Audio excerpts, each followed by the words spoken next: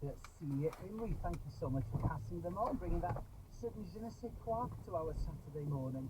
Celia will be appearing at the Cheltenham Literary Festival on the 12th of October, talking about her latest novel, Meet Me at Rainbow Corner, which is inspired by the resilience and camaraderie of women during World War II. You're listening to Saturday Live on BBC Radio 4 with me, Nikki Baby and Hugh Stevens. We're with you until 10 o'clock. And stay tuned to Radio 4 this week as Rachel Burden continues the new series of Cafe Hope. It's set in a virtual coffee shop where guests pop in for a chat to tell her what they're doing to make things better in big and small ways.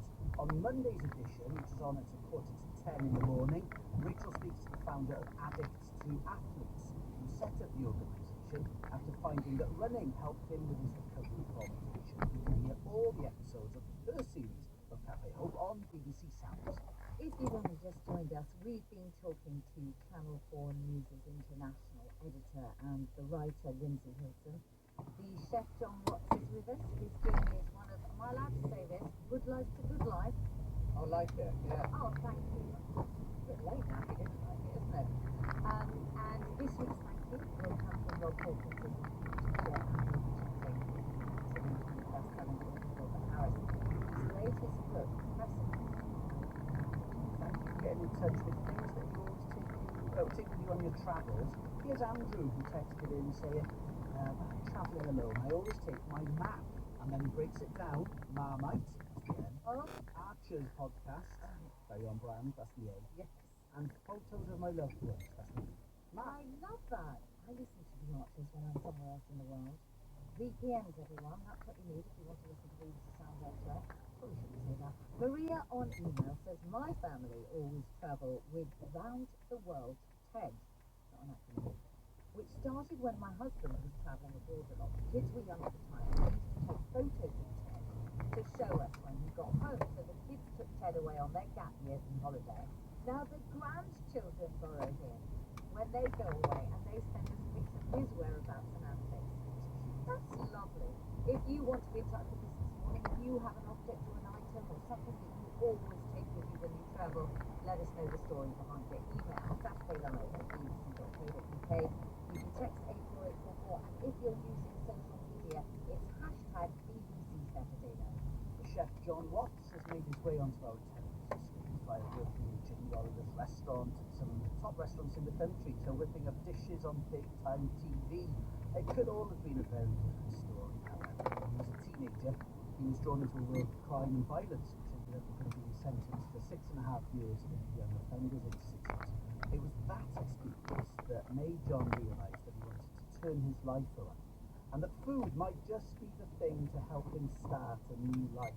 So John, before you started as a chef, take us back to what was like for you as a teenager. I think like many teenagers, I lacked a sense of purpose. I didn't know what I wanted to do, and that led to me feeling quite frustrated and maybe angry. And I think without that guidance, I fell into a life where I felt needed. I felt like I had that purpose, and at that time it was something that, in the Extraordinary tale. Asquith was 61 at the start of the book in 1914, summer 14, and she was 26, and he was utterly besotted with her. He wrote to her, really, became about 3 times a day. The postal deliveries in London were extraordinary. There were 12 deliveries a day. I didn't know this until I read your book. And it's quite extraordinary. It was a bit like email, Yeah. really. So, he not only poured out his heart to her with passionate declarations of love, he also told her everything that was going on in the government, in the cabinet, what colleagues thought, who said what, and sent her secret documents once the war started. That is from Lord Kitchener.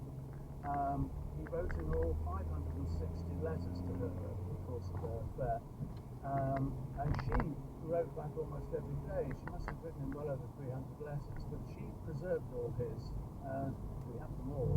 He burnt all hers, so there's her side of the correspondence is missing. So I thought I wanted to write a novel with a strong female character. And I thought that she is perfect actually, because she was very interesting, very clever.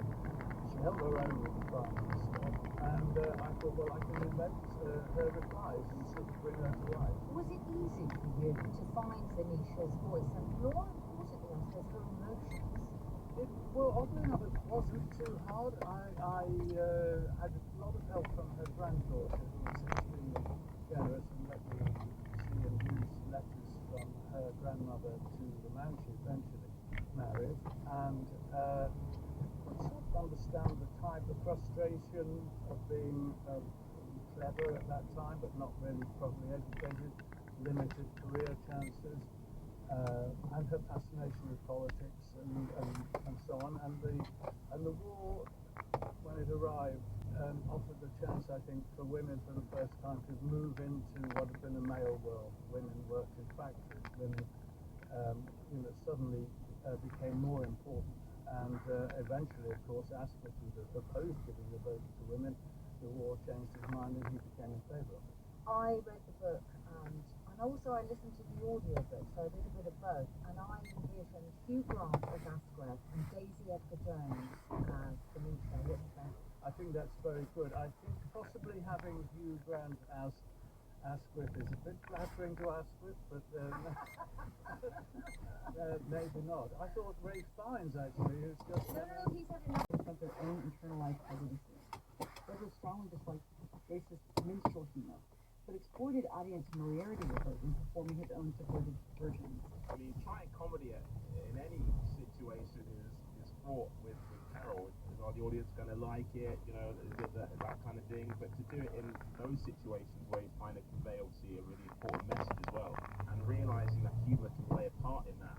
So I think it's shrewd of him, I think, to use comedy in that respect and stuff like that, for sure. And obviously, he's understanding the comedic kind of tropes and trends of the day, and he's using it and he's subverting those as well, which shows a real kind of sophisticated understanding of comedy as well. Chip off the old block, I have a feeling.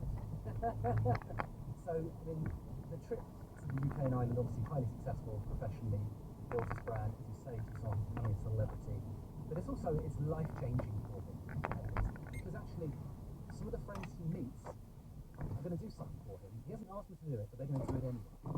In 1847, while staying at Newcastle, Douglas befriended the Quaker sisters-in-law, Anna and Ellen Richardson, and they negotiated to legally buy his freedom from Hugh Auld. They did this without involving Douglas, and some abolitionists objected, arguing that paying for freedom reinforced the legitimacy of the system and damaged Douglas's reputation as a campaigner. But for Douglas, it meant to tour America without legally being captured. He was grateful to his friends, and frustrated by the abolitionist politics. He was free at last. So these two women decided to buy his freedom so he can return home to his wife and kids. And when I say kids, we've got Anna the wife, but how many children do they have? 5. And he single-handedly looked after 5 kids, all on a Rolling Maid stage for 2 years. She often gets underemphasized in such a story, but she first helped him escape from Maryland, and then is an absolute rock when he's in the UK. At this point, they moved to Rochester, New York. Using money donated by his British supporters, Douglas also founded his own newspaper called the North Star. In 1851, this newspaper is renamed Frederick Douglass's paper. Those games, so by that point, isn't it? When they've gone this enough, actually, it's just making clear to them.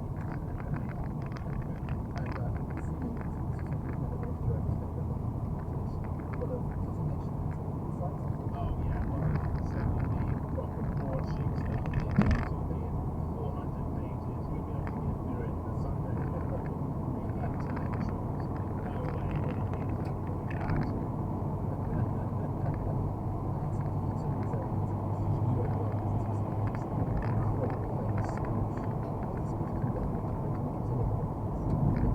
Meaning of Life Work for Democrat. What do the American slave in short form mean? I answer, the day that begins to come will be all of the days of the year most justice, Hold on. celebration of the share, liberty, holy license, national greatness, swirling wind, the sound of rejoicing are empty, denunciation of tyrants, brass-fronted the shouting, polished, hollow mark, prayers and hymns, sermons of thanksgiving, all your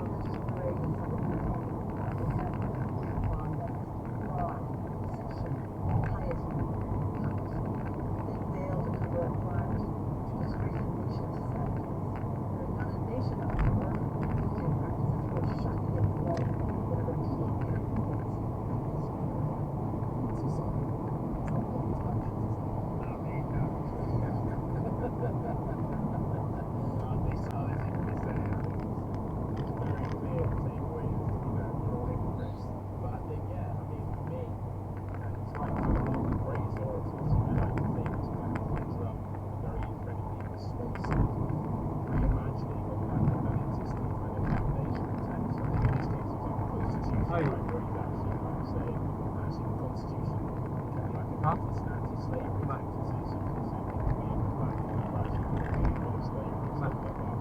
And use it against them. 아? So, 그래. On which 그 전지 좀 그냥 지금 뭐 여태가 여기다 저희 지금 뭐 아? 야 우리 저희 지금 뭐 잠깐 잠깐 봐줘요. 아 잠깐.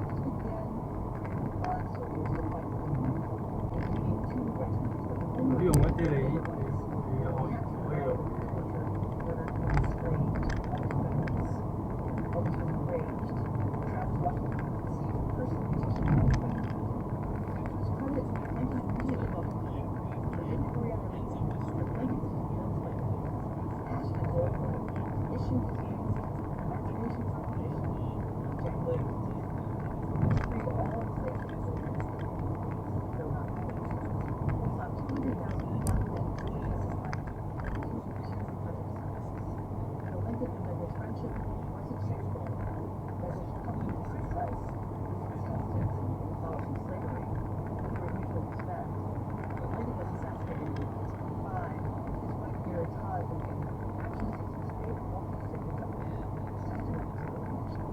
it's just fascinating, right?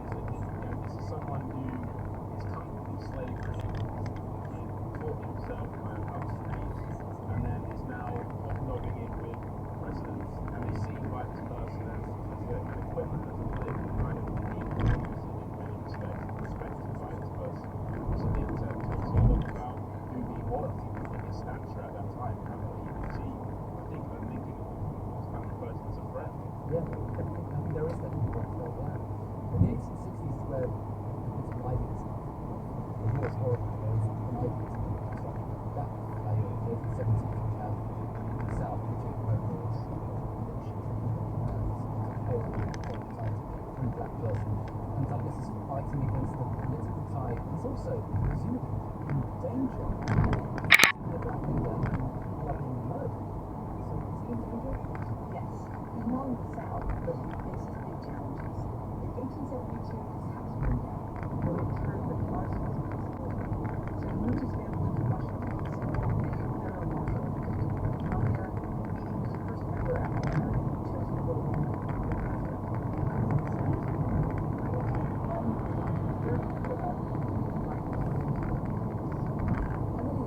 I have to ask, what does he keep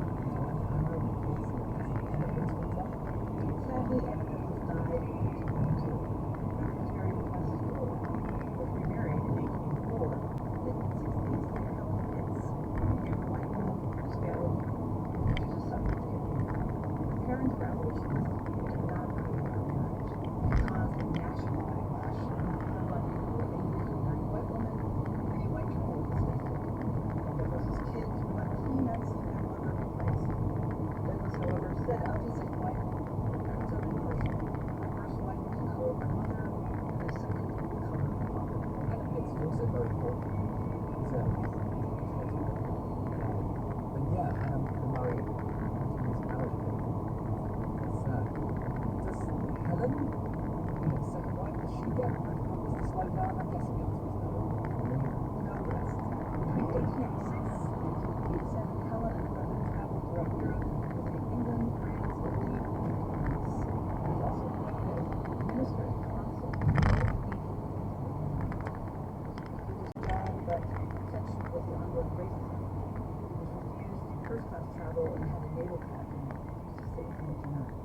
In 1895, he dies at the age of 77, and recently returned from the English rights to Benjamin. Yeah, I mean, it's sad, isn't it? I think he did so much, but it just shows that even with all that, there's still that ongoing everyday racism. You know, thing now, still thing then as well. They have to contend. And the fact that he died, returning from the wars, still coming into work in his 70s, other people's fights. So this is a guy who's fighting the fight wherever he finds it. It's extraordinary.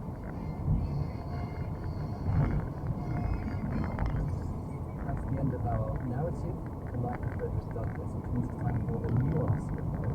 This is where Toussaint and I sit back for 2 minutes and let Professor Emily give her opening speech for 2 minutes. So, It feels a bit strange to go on about the beauty of Frederick Douglass's writing when he used his literary talents always in the grave service of liberation, not just for black people, but for all people. But Douglass, statesman, prophet, political theorist, orator, was primarily an artist. Historian and Douglass biographer David White calls him a postboard on the meaning of America. Whether he was extolling the promise of the Union or criticizing the United States for its hypocrisy and failed promises, he did so with the eye and ear of an artist. He understood how language worked. Slavery itself amounted ultimately to a collection of words. Douglass used the language denied him by law, not only to imagine freedom for his people, but test out its cadence. He found meaning in the rhythms of the King James Bible and saw in particular the teaching prophets as companions. Douglass was fearless and incisive in his critiques of Christianity. Much of his narrative is devoted to demonstrating carefully how Christianity is incompatible with the practice of slavery. Over his lifetime, his views on the faith of his childhood evolved, and the language that captured him as a child, that mesmerized him, never failed to provide him with stories, wisdom, and language he needed to give his ageless critique of the country's birth. As much as he was admired as an orator, Douglass was a writer first. He was not an extemporaneous speaker. Like any writer, he was a speaking on the page. He was himself defined and liberated by the written word, and that's why he returned again and again to the page to deliver the same freedom he found there to others. What Douglass left us in his writings was not only indisputable evidence that black people are human, capable of reason, capable of art. Not only did he leave us with his philosophies, political theories, rhetorical masterpieces, complex arguments, and treatises, he left us with a subtle, nuanced portrait of the interior life of the enslaved person. He did this with the simplest and most accurate of metaphors that connected his own story to the most timeless of stories. He achieved this greatness the only way possible, by practicing. Wow. Thank you so much, Emily.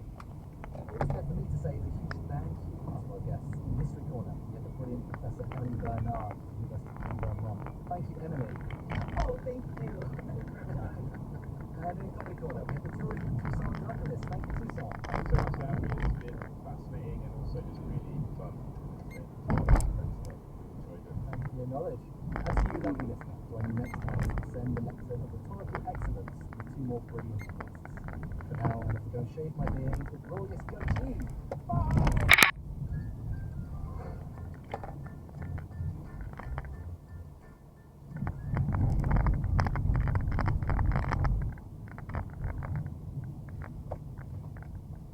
And more episodes of You Will Get Me on BBC Sounds. On BBC iPlayer, where's James? Your brother spent day in and day out at some grisly murder scene or other. Until 3 nights ago, when he didn't come home at all, when his twin goes missing. James didn't just vanish. He left breadcrumbs, coded messages. Can a puzzle setter solve the biggest conundrum of his life? I'm impersonating a police officer. This means your brother. That's really not the legal loophole you think it is. Starring David Mitchell and Anna Maxwell Martin. Look, Lee, a bit awkward, really. I think I might just have solved a murder. Watch on BBC iPlayer. Now, ready, of course. Cinnamon, cooking apples, award-winning cakes, and much more. Here's Jay Wayne. Hello and welcome Cabinet this week, we're fielding questions from our hungry audience here in Harpenden in Hertfordshire. Our hosts are the Eric Morecambe Centre for Droll One-Liners, 와이와 the Dust of Slapstick in homage to one of the most Oh, beloved that's comedy double acts in history, and all of that just from Dr. Annie Gray. Speaking of which, bringing us sunshine today is our panel of food experts. It's the witch of Wisconsin, Stephen Anderson, a woman whose timing is always perfect as long as that time is 300 years ago. Yes, that roasted food historian, Dr. Annie Gray. The drollest of chefs, Jockey Petrie. And joining us on the show for the first time, please give a warm TKC welcome to cook and author Nadia Hussein. Ladies and gentlemen, your Kitchen Cabinet panel.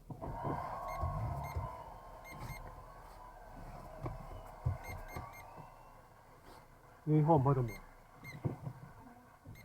Now, panel, many of you Okay. will remember the In truth, actually, the mission given by President Biden was to try and stop so many people from Latin American countries wanting to come to America in the first place by improving their law, improving the economy, reducing violence in the countries that they were coming from. And so that's difficult to say as in charge of border security, but it is something that has been very much hung around our neck, and not least because of the fairly disastrous implementation she did about the border in 2021 when NBC's Leslie Hood. We are going to the border. We've been to the border. So this whole thing about the border, we've been to the border. We've been to the border. you ever been before. And I haven't been to Europe. I was just at a JD Vance rally here in Rapid City, Michigan last night talking to people, and the people who were there, the Republicans who were there, said immigration is their top issue, even though honestly there aren't that many undocumented migrants or people who style of settle here. It's really not that big a concern for the local governments here the way it is in places like Chicago, but they still see it on TV. And J.D. Vance in his speech talked about high housing prices, and he blamed migration, undocumented and people allowed in legally, for driving up those prices, for driving up the prices of goods because it's not as before. Now, economists will say that's not really accurate, that it's really dropped the bucket as far as housing demand goes. But you can tell J.D. Vance wants to connect immigration to the kind of economic issues that people are really hurting on. And what they say is across the board, across the country, the economy is the top issue. And here's what we used to say about it, which is tying this in now to the Latino vote that we're going to be talking about in a second with a real expert here.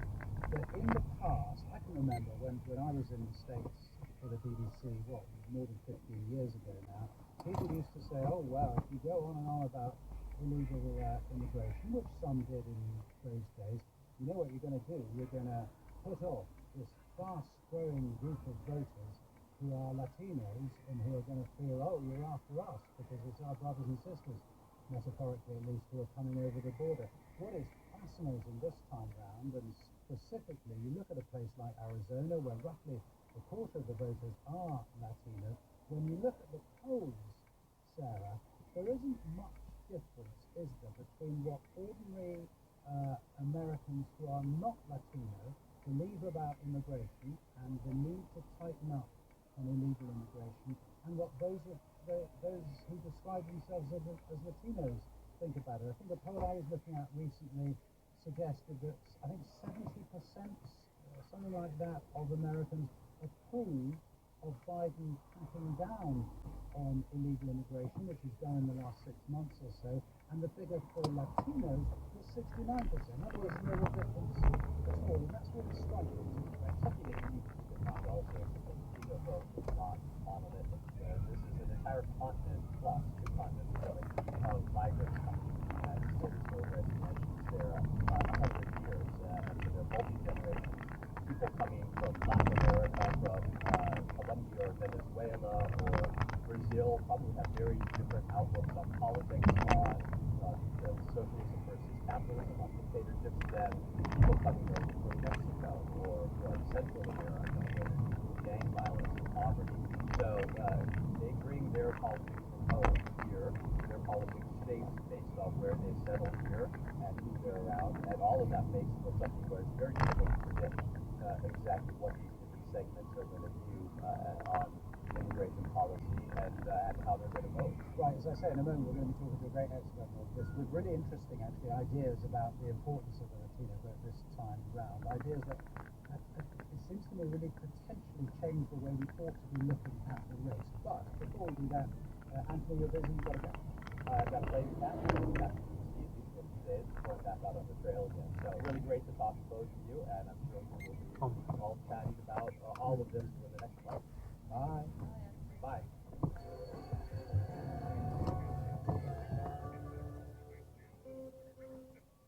So, joining us now, Mike Madrid, who is a Latino Republican political consultant, though not a fan, it is fair to say, of Donald Trump. He's author of Latino Century, which is an absolutely brilliant book about, well, obviously the Latino vote and obviously, potentially, the Latino century. And Mike, what fascinates us as well, potentially before it becomes the Latino century, the Latino election this time round. Is it fair to say, I mean, I'm old enough to remember soccer moms and all the other kind of groups that the media has used. Is this the Latino election? Yeah, for the first time in 30 years of being involved in the presidential campaigns, when you ask that question, for the first time, 我睇下我哋下問唔問到位 the main reason why is because the size of the Latino vote 好多位好多位 in each of the 7 critical battleground states is going to be larger than the margin of victory in some cases, extraordinarily larger. And there is this struggle that's happening with Democrats that are losing this vote. 其實我哋可以喺度拍 Together into a 我哋唔一定係裝呢 So yes, this battle will be determined to who will be in the White House and how Democrats can kind of turn the fortune. 好多位啊 And 我 we 覺 were 得 just saying earlier, 我哋唔一定係裝呢 Latino people are not one single group that you can say, here they are, and this is how they can be affected, and this is how they can be persuaded to vote. But just give us a portrait, because I think this is the fascinating thing that I didn't know at all that comes out of your book, of who they are and how long they've been in America and how they consider themselves as citizens. Yeah, that's a great question, and I think provides some different understanding. Let me first say that we always say that the trite old phrase, Latinos are not monolithic. The truth is no voter group is monolithic, and understanding is Round, we'll do a grading system this week. Alice and Robin have A minus, and Ashley Ian have a straight A. I know I was looking around listening what former news quiz hosts get up to these days. Some of them have been in the news this week, so each of these questions deals with a former news quiz host. And this one's a misleading headline. So Ash and Ian, what is the real story here? Sandy Toksvig marries Bjorn from ABBA. Which is a bit of a surprise on various levels. Is it married like Correct. officiate ceremony? Yes, there you go. Sandy Toksvig has officiated the marriage of Bjorn from ABBA, and that makes me hugely excited that one day fulfill my dream of marrying off one of Buck's fists. Yeah, ABBA's Björn Ulvaeus married his partner Christina Sass in a ceremony that was officiated by Sandy Toksvig, which is the gayest sounding news story to involve a straight couple getting married since Liza Minnelli went to Elizabeth Taylor's 8th wedding on Michael Jackson's Neverland estate. If I was Sandy Toksvig, I'd have done it as a hologram, see how they like it.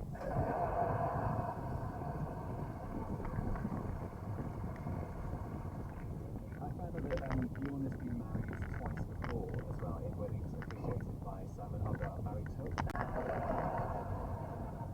When they said I do, the QI siren couldn't find us. How do you sound soon? Let's move on to another news quiz host. Another misleading headline. Nish Kumar, who hosted the news quiz in early 2020, remains a long shot outsider to be new leader of the Conservative Party. But the man who is current favourite, Robert Jenrick, had a bit of trouble this week trying to define what. Britishness, I think it is. I mean, okay, but the one thing you can say about Britishness is that it's different and minorities and migrants. There's one thing that everyone can agree on, so that means that I do the rest. I like how you looked at me as if I was going to go, yeah. You had so much to say in the green room, what was that? He's the front runner, isn't he, for probably going to get the Tory leadership, and obviously he's sort of to the right of the party, which means I guess that side of politics now sort of a Robert Jenrick, Nigel Farage hostage battle. It's sort of national identity because of the vain patchwork chorus of 1,000 complaints about the weather in 400 different, completely incomprehensible regional dialects, working vaguely in harmony towards a brighter future. Crisp sandwiches. Don't get them in any other country. Yeah, I'm looking at them, like, especially the really cheap crisps, which are mostly fat, and you have them in the cheap white bread, and you crunch into it, and it's out here all down my eye, and, you know, I can hear lands of hope and glory somewhere in there. Robert Jenrick's angry about this war cornmeal bread that's coming over. Yeah, it's brown.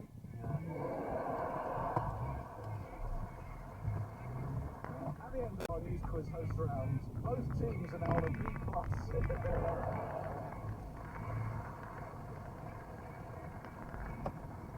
Let's go across the Atlantic now. Chris Dahmer off the Leading Party Conference popped across the pond to New York, there as the United Nations issued further trademark resolutions, including stop Hi. love heart emoji. The USA and France called for 21 days of what to happen where. Okay. I guess that was ceasefire in Lebanon, in South Lebanon. So, Yeah. obviously, there's been an outbreak of hostilities between Israel and Hezbollah. It's been going on some time with rockets being fired into Israel, displacement of tens of thousands of people, and now there's airstrikes being launched from Beirut and preparations for a ground invasion.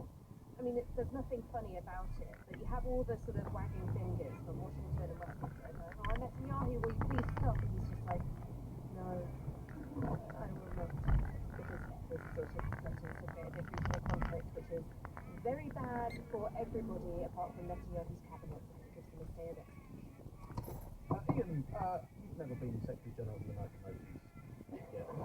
Not through want of trying. That's a personal goal of yours. Have you got any suggestions what the UN might want to do? Well, they should heed the wise words of Russia, who called for an immediate cessation of hostilities. And I imagine they did that while, like, giggling to themselves. And they're like, this is cheeky of us. I think what I'd want to bring up is why the days of a ceasefire are so specific.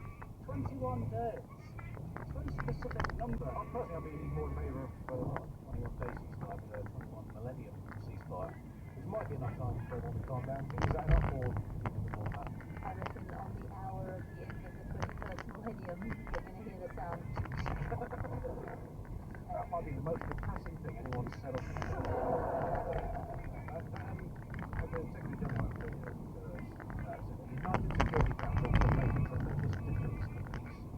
Now, given that the 5 permanent members of the Security Council are the UK, France, USA, China, and Russia, can you tell me something that is about as likely to happen as unity between those 5 countries? Someone running the mission map but not telling you that they're going to. Really puts things in perspective. I've got something I think would unite, those countries. It's immature, but farts are funny. Little whoopee cushion under the German Chancellor's seat. Speakers on it. Big old fart noise. Putin straight on the phone. Let's withdraw the troops. Keir Starmer's already making a joke. Sounds like Scholz has already withdrawn his troops. Fun. So yeah, maybe just bring a load of whoopee cushions into the UN. The 5 members of the Security Council, the reason why they're the US, UK, France, Russia, and China is because they all were on the winning side of World War II. And it's like when you make friends on holiday and you realise you've got nothing in common afterwards. And you're like, oh, shall we just keep in touch? It's like, no, not really. It's also not just that, for the next 70 years you spend a lot of your time trying to kill each other. There's another quote from Antonio Guterres, the Secretary General, describing the UN. He said, we have no power, we have no money, but we have a voice. But I'm in that situation. I've got no power, I've got no money, I can speak. I'm not getting involved in these things. I feel the UN's a bit like Father Christmas. It would be nice if more people believed in it, but like Father Christmas, it's hard to take him seriously without a strong military presence. We have no money, we have no power, but we have a voice. Sounds like what The Guardian does to try and get you to pay them. Like even the UN ambassador from Slovenia, he's the rotating president, condemned the poisonous mood at the UN, to which the ambassador from Italy said, maybe we wouldn't be in such a poisonous mood if you pitched in your share of the check after the diplomatic dinner, Slovenia, to which the ambassador from Slovenia said, I loathe going Dutch, to which the Dutch ambassador used a porcelain windmill covered in fog to took his shirt off, and then the transcript stopped after that. Israel has rejected the 21-day ceasefire proposed by the USA and France and endorsed by Team GP. Israel's boss Benjamin Netanyahu extended a firm middle finger to the concept of compromise as the year-long game of trusty tennis continues. I think this delicate, intractable, and nuanced situation needs Benjamin Netanyahu, very much like a paddling pool needs a piranha. In other words, not at all, unless you want everyone to have to flee for their lives as quickly as possible. Right, at the end of that round, both teams are back up to A-. To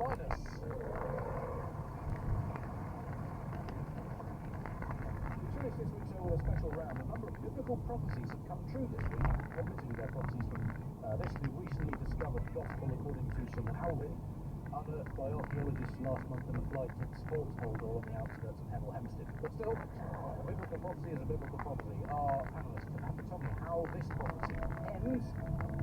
Wars will rage, rich men will do ill, words will have no meaning, and then this gasping world will at last receive the second Course at this fancy restaurant. Why do they think we want to spend 45 minutes chit-chatting between not enough entree and too much main? That's a good answer, but it's not correct.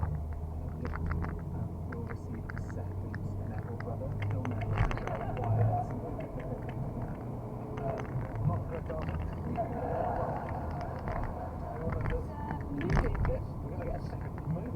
Second moon. Send all the astrology girls crazy. It's a little asteroid, which still seems quite big to me if we're counting it as a moon. It's getting pulled into the Earth's orbit, so for a month and a bit, spare moon. Yeah. Well, it's lucky, isn't it? He's excited. He said he was all about Star Man, but he said change is going to begin. The last 14 years, one day, 3 months in, he's doubled the wins.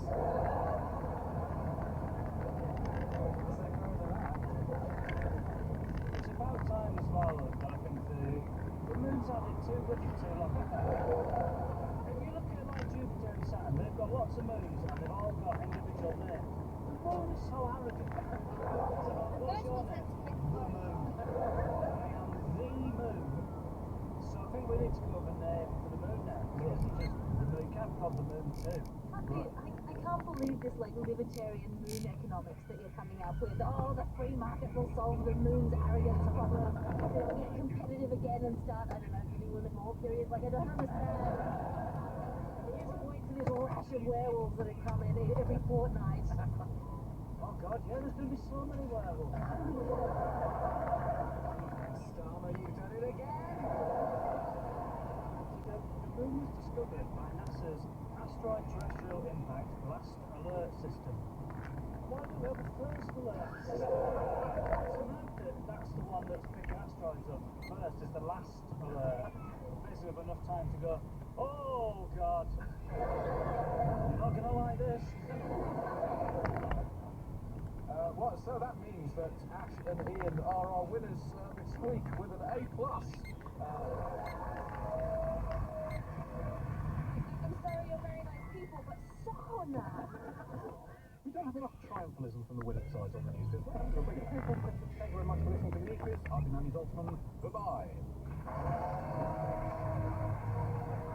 Talking about the news quiz were Ash Sharper, Alice Fraser, Ian Smith, and Robin Morgan. In the chair was me, Andy Zoltzman. And additional material was written by Christina Riggs, Dave Gebby, Mark Granger, and Sharon Granger. The producer was Sam Holmes, and it was a BBC Studios audio production for Radio 4.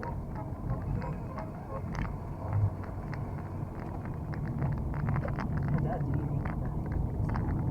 This is BBC. Can we see clearly now? How's the rain gone? The weather to tell us more. Actually, just about, yeah. I'm very much needed trials to start.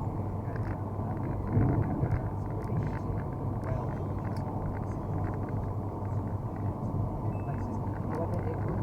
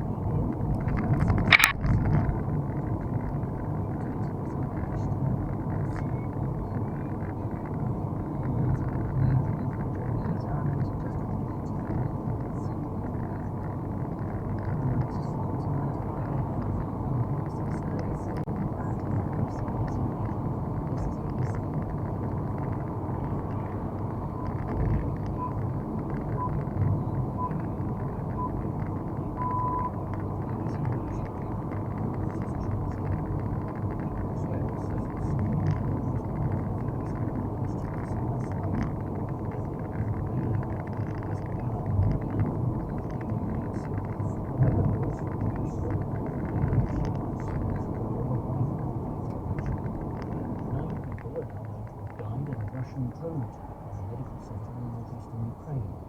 The King is in Edinburgh to mark the 25th anniversary of the Scottish Pride. And in sport, world tennis number one Alex Sinner is facing a league challenge over his two possible doping tests. The long-standing leader of Hezbollah, Hassan Nasrallah, has been killed during an intense wave of Israeli airstrikes in a major escalation of violence between the two sides. Israeli officials say Nasrallah, the most influential leader in the Middle East, was eliminated in a bombardment on Hezbollah's underground headquarters in the Lebanese capital Beirut last night. Hezbollah described its leader as a martyr and said he would continue his attack. Our correspondent John Donaldson sent this report from Jerusalem. Strikes in southern Beirut last night. Israel says it got its man.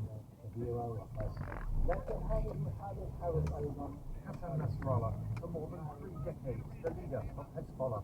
Lieutenant General Herzi Halevi is the Israeli military's chief of staff.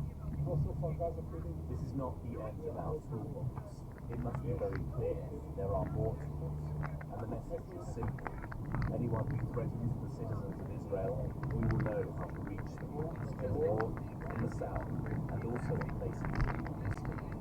It is a hugely significant moment.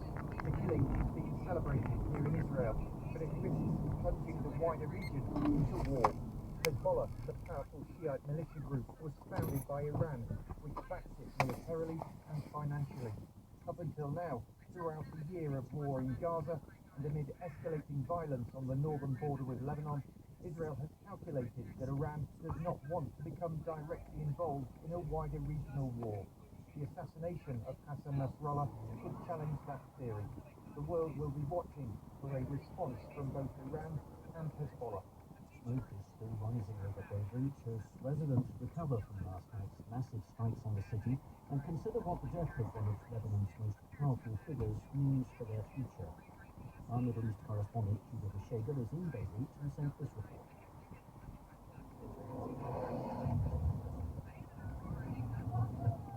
For almost a year, there's been the fear that something like this could set the entire Middle East ablaze. A massive Israeli airstrike on Hezbollah's stronghold of Tahrir that is said to have left a crater at least 20 meters deep.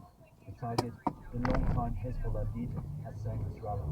The Iranian-backed group is often described as a state within a state in Lebanon, heavily armed and a key political player. Here today, there's apprehension amid uncertainty about the future of this conflict. In Beirut, thousands of people spend the night in streets and squares after leaving Tahrir amid new evacuation orders by the Israeli military in and around the capital. Hospitals have been urged to stop treating non-urgent cases to make room for casualties from the attacks. Across Lebanon, Israel's airstrikes have continued amid no signs that its offensive is winding down. In his response, the Iranian Supreme Leader reaffirmed his support for Hezbollah. Ayatollah Ali Khamenei said that the fate of the Middle East would be determined by what he called the forces of resistance, and he urged Muslims to stand by Hezbollah. Hassan Nasrallah took control of Hezbollah in 1992, after his predecessor was killed in an Israeli airstrike. He went on to lead the group through more than 3 decades of conflict with the country, transforming Hezbollah into a powerful political and military force. Our correspondent Mike Thompson considers the background of one of the most influential figures in the Middle East. And Mary, this medical record for experience hearing what happened, and for that to be something that is kept in our records too, so we know how to talk about this with you. It's not an impossible task, it's something we just need to scale up and make sure that we have the ability to do that. And that kind of document gives women, working people, their families, time to process and to think, okay, so actually what language do I want to use? Because for some people, as you say, it's knee-jerk reaction, it's a reflex, that's my baby, or that's not my baby, that's a fetus, or, I'm a parent, but I'm not a parent. But for other people, it might need that time and that processing, and some participants actually told us that, that would be really helpful for them, that time to process and that space to say, oh, actually, okay, the language that I use here is really important, but I need time to think about it and to talk about it with my partner. Dr. Beth Mallory there, and you can find links of support on the Women's Hour website. we did have a response from the Royal College of Midwives. They told us the language that midwives and other healthcare professionals use when communicating with bereaved families matters, including ensuring that bereavement care is sensitive to and respectful of diversity, including cultures and beliefs. In 2022, the RCM worked with maternity service users, pregnancy charities, and other healthcare professionals on the Rebirth project to develop language that is more respectful, not just in bereavement care, but throughout pregnancy, labour and birth. We continue to urge trusts and health boards with maternity services to take this guidance on board. Right, Strictly's back, the temperature has dropped, and I've got my knitwear on. It's officially the start of cuffing season. That is the time of the year where you want to stay home under a blanket with a takeaway and to film with someone you love. Cuffing season is defined as that period of time where single people seek partners to spend time with now the weather has gotten colder. So how are people looking for partners nowadays? Where do you meet your special person? Is it in real life or are you on apps? Olivia Petter, author of Millennial Love, and Umoni Corbett, co-host of the Everything is Content podcast, joined Anita in the studio, and she began by asking Olivia, who's single, how the apps are going. Well, I've always said that dating apps can work for people. For me, I'm single. I've never met anyone that I've been in a relationship with on a dating app. The people I've been in relationships with, I've met in real life. I think apps can work and do work, but if they do work, then you are one of the lucky ones, because I think the system is kind of rigged against you. Wow. And for lots of reasons. I think essentially dating apps have turned the dating experience into a game, because a lot of people use them quite mindlessly. They're sitting there kind of swiping through different people, making decisions based on very superficial things, like someone's height, someone's star sign, what someone does for a living, a few curated photos they've had, and we don't take it very seriously. And I think because of that, we don't take the people that we start talking to on them very seriously, and as a result, we kind of dehumanize the dating experience. And we will talk to one person, find them a bit boring, stop replying to them, start talking to someone else. We'll meet someone, not really be that interested, find someone else. Don't take it as seriously as you would if you met these people in real life, because there aren't really consequences. It's part of our throwaway culture. It's a bit like fast fashion, honestly. I think that's how it's kind of become. I thought these dating apps helped you meet someone more compatible, and I mean, sorry, that's the point. They kind of filter out based on the criteria. I think they can be amazing, because the problem is no one's really going out and doing stuff anymore, and we are living in a cost of living crisis, and there's still this like hangover from COVID. So I do think people are sort of like inside a lot more, and you don't seem to see many like single hot people out in the wild. So you do have to go online. But there is like a language to these dating apps as well that, like Lily said, it kind of puts a barrier between you and this person, because we have all these random things we're judging them on, and actually if you met them in the pub you might find them really attractive and you wouldn't have all this information. So we're just basing things off really random things. That being said, I did have a really nice relationship which ended not that long ago with a man that I met on Hinge, and maybe that was that. But people who can find love on them, but it is also their ethical conduct. Are you comfortable with that? Not comfortable. Okay. So how do you go about this? Do you think there is a general sense of app fatigue? Definitely. I think dating app burnout is something that people have been talking about for a couple of years now, because I think there is just a sense that it's so arduous to go on these dates with people who might look totally different to how they look in their photos on their profile. You might have a real spark with someone in conversation online, and then meeting them all out and realise there's nothing between you. Because I think everything I was talking about earlier, like it informs the dating process, which is just very kind of superficial, and have a total lack of the verisimilitude that makes dating so fun and magical. And you're not able to read someone's body language on an app. You're not able to hear their voice really, unless it has voice calls. I know that some days you're also interviews. That's not the same as talking to someone in real life. It's just a generational thing. I mean, you're both young. So, you are kind of, this is part of your world. I'm just thinking of older people who maybe have stepped out of a marriage now, whatever, but it's not their world. It used to be that you just go to a bar or a restaurant or meet somebody based on the hobbies that you do. What are you all up to? What? Nothing. I think more and more people are wanting to meet them in real life. I think it's like a real fatigue.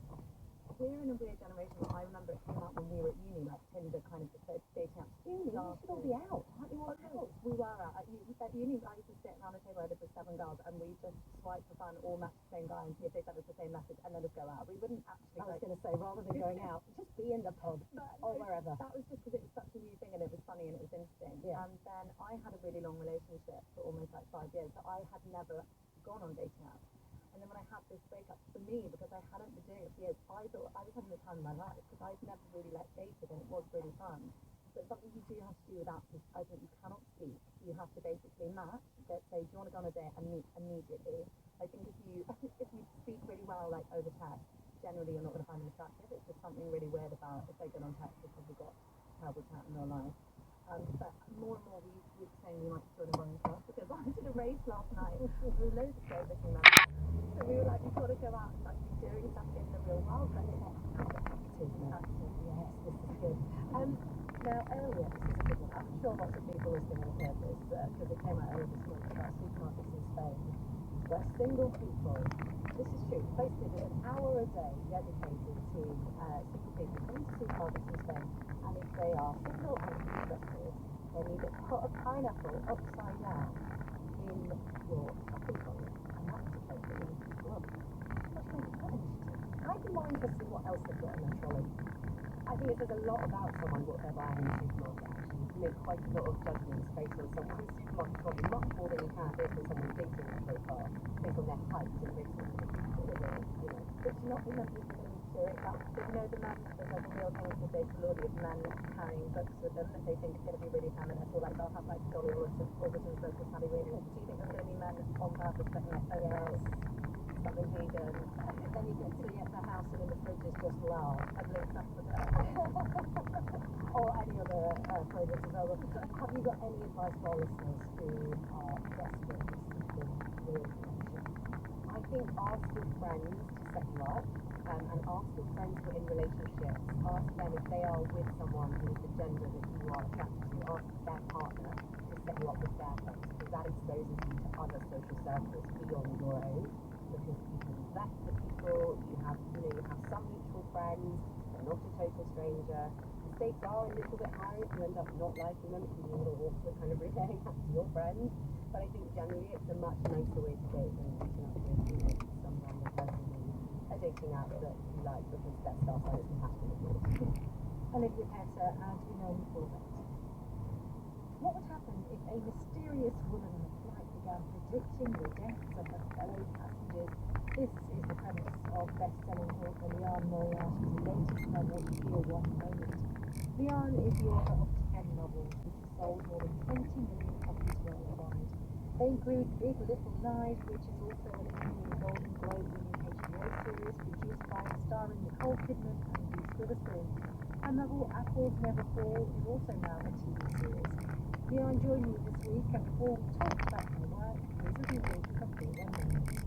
Later, not a single person will recall seeing the lady board the flight at Hobart Airport. The lady is small and petite, but not so small and petite as to require solicitousness. She does not attract benevolent smiles or offers of assistance. Looking at her does not make you think of how much you miss your grandmother. Looking at her does not make you think anything at all. Her profession, personality, or star sign, you could not be bothered. I wouldn't say she is invisible as such, maybe semi-transparent. The lady is not strikingly beautiful or unfortunately ugly. She wears a pretty green and white patterned collared blouse tucked into at the waistband of soon-fitting grey pants. Her shoes are flat and sensible. She is not unusually pierced or bejeweled or tattooed. She has small silver studs in her ears and a silver brooch pinned to the collar of her shirt, which she often touches as if to check that it is still there. Which is all to say, the lady who will later become known as the Death Lady on the delayed 3:20 p.m. flight from Hobart to Sydney is not worthy of a second glance, not by anyone, not a single crew member, not a single passenger, not until she does what she does. Even then, it takes longer than you might expect for the first person to shout, for someone to begin filming, for 4 buttons to start lighting up, and dew all over the cabin like a bee. Thank you. You are captured from the very opening, I think so. An elderly lady walking down the aisle of a plane, telling each of her passengers when and how they would die. What's the idea behind this novel? So I was actually on a flight myself out of Hobart, a delayed flight. And looking back, it was a time in my life when I was thinking about my own mortality, because in the years leading up to that day, a few things had happened. First of all, my sister was diagnosed with breast cancer. Then I lost my dad. Then we had the pandemic. And then I myself was diagnosed with breast cancer. So, and also I think just being in it's a time in my life when I was thinking about mortality. So when I was on that flight, I was looking around at the other passengers, and the cheerful people had entirely that every single passenger on this flight was going to one day die. And so I was looking at everybody around me, and I was thinking, will you be the person who makes it to 100? And will you be the person whose life is unexpectedly cut short? And then I was thinking about the fact that at some time in the future, somebody would be able to look back at all the names of everybody on that flight and list our age of death and our cause of death. So those facts, they just weren't available yet. And that's when it occurred to me, what if somebody stood up and shared that information right now? Incredible how the seed of the story is found. It really is. Tell us about Cherry. So Cherry is the woman who stands up and shares that information. And we don't know at first anything at all about her. Most readers say they didn't like her much at the beginning. They're frightened. We don't know how she knows this information. She is the daughter of a very successful fortune teller. And then as the story evolves, most people love her by the end. She's the main character, but there are many other sub-characters around her. Usually in a novel, you have a handful of key characters. In this case, there are a multitude. Is that difficult to conjure up the personalities of all these different characters?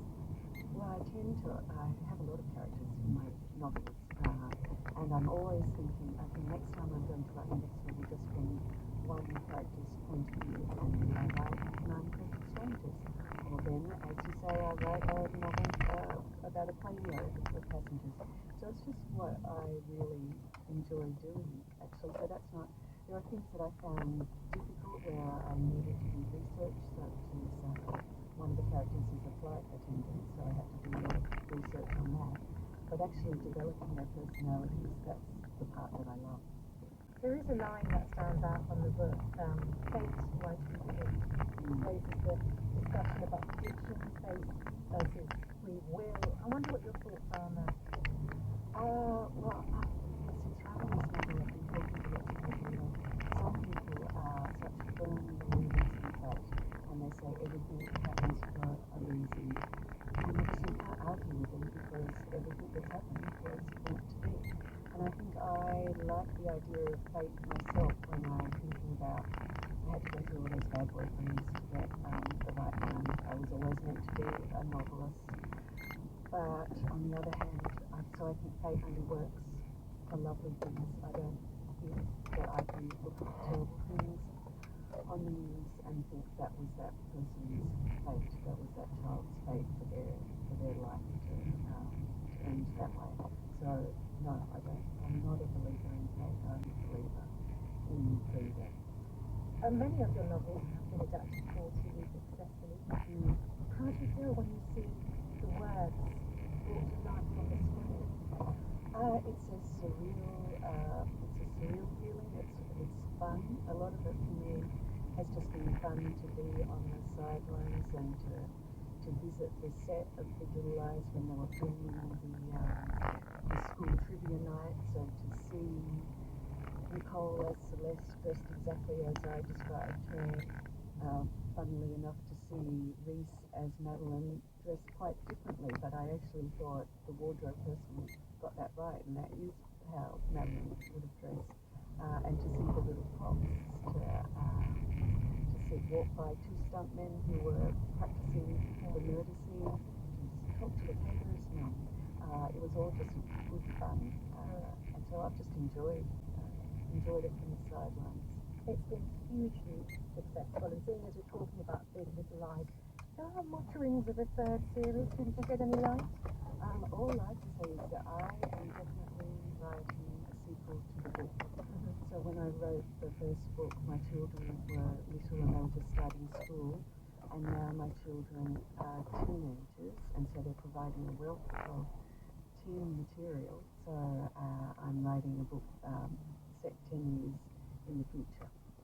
Jan Moriarty, her book, Here One Moment, is out now. Two organizations. If you take care of the individuals, you're not doing enough. They work in very separate ways, but there is a command and control, and there's also the inspiration at the top. And at the end, you have to go against all of these different elements. And think of the last 11 and a half months just of this war. The Hamas initiated on October 7th. Hezbollah attacked Israel every single day from the night of October 7th to 8th. They've been participating actively. When you take out the top of the ladder, and it wasn't the only one, there was a whole slew of commanders that have been targeted by Israel over the last few weeks and even months. Every single point is a different way to try to degrade the capabilities of a terrorist organization. Would you, therefore, expect there to be more attacks on other elements of Hezbollah in Beirut or elsewhere over the coming days? Perhaps even an IDF land invasion of southern Lebanon? I don't like the term land invasion because it's not about the land, it's about the Hezbollah weapons, their arsenals, and their terror operatives that are in that area. It's not about conquering a territory, it's about getting to the capabilities that have been used every single day from October 7th. It's painted as if Israel is attacking Lebanon. No. Israel is trying to attack Hezbollah that has been attacking Israel every day. So yes, I do think that it still exists. Taking out the top elements, we need to continue to work against all of the weapon caches, the arsenals, the underground capabilities, and the tens of thousands of terror operatives that have been trained and active in the last decade. Do you think that the IDF takes enough care to avoid civilian casualties when it is targeting Hezbollah or indeed the Hamas leadership? Because if you look at the figures, 800 have apparently been killed in Lebanon since Monday by Israeli strikes. My heart goes out to every civilian and uninvolved person in any war zone, and this is a war zone in Israel, and right now it's Hamas in the Gaza Strip, it is Hezbollah in Lebanon, and it's a horrible aspect of war. Israel never targets civilians. We target those terrorists, and look at where they built their headquarters. In the heart of Beirut, underneath with the residential buildings, they put into there not only the headquarters of these top operatives, they had in that area there surface air missiles, ground missiles that were with launchers to be used from the heart of the urban area of Beirut. It is the terrorists that hide inside those areas, and I really don't think any of us want them to feel that they have safe havens. When a terrorist group has safe havens, then that's when they turn into the monstrous type of capabilities, both Hezbollah and what Hamas showed us on October 7th. It doesn't make it any easier, but we never target the civilians. Not only that, we give early warning. That early warning is not just something small. Telling areas and people and calling and putting out leaflets and making sure that they have that early warning is to save lives. Iran will back Hezbollah, whatever the price. And Hezbollah will, without a doubt, be the dominant force in southern Lebanon, and it will make sure that the Israeli regime cannot take a square meter of Lebanon. Iran the leader has said that today, and I think that in the coming weeks we'll see everything play out as he said. Have a sense that perhaps it's time that Iran and other leaders of Hezbollah focuses on problems at home, economic, political, to step back like Hezbollah? Definitely not. The Israeli regime, as long as it exists as a ethno-supremacist and racist regime, will be a menace to the region because it will seek to be supreme. And the West is hell bent on supporting the Israeli regime do that. long as it is there, this region will never see peace. What if anything interesting America from concentration camps? How they noticed when the US itself found investigations, but new Republican and administrations just confirms what people within the responsibility. I think this creates decision points for action. Number one, Trump following the series of considerations of both their tactics and strategies with Lebanon and Israel. To escalate, stand down, divide their time, look for retaliation outside of Israel, that is likely terrorist acts against Israel. I mean, Iran is considering much has to consider the reality that one of their core projects is decimated. Israelis are now claiming 50% of the hydrogen weapons are eliminated. Clearly that's accurate or not, but those weapons were designed for a contingency purpose. Should Israel or the U.S. attack Iranian nuclear sites? The fact that Hezbollah may ultimately become much less of itself than it was may prompt the Iranians to recalibrate their own strategy that distributing nuclear weapons. They're already a nuclear weapon specialist. American response up to this point, President Biden has not been persuaded to ratchet down the tensions. Do you think there is something in the sense of the US almost being and power back thanks to the upcoming election? Well, I think there's no doubt. I think that now in November 5 and in the last several months, look, there are many reasons why during 11 months is not important single cause responsibility regard to serious pressure. But I work for half a dozen administrations, Republican and Democrat. No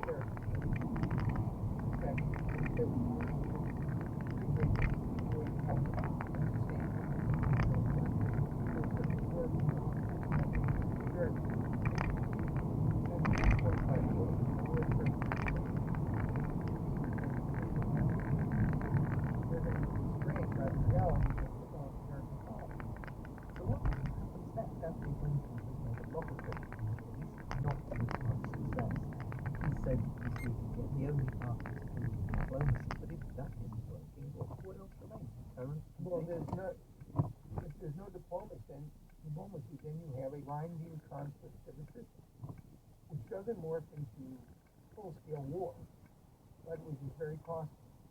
In this case, primarily to the Lebanese.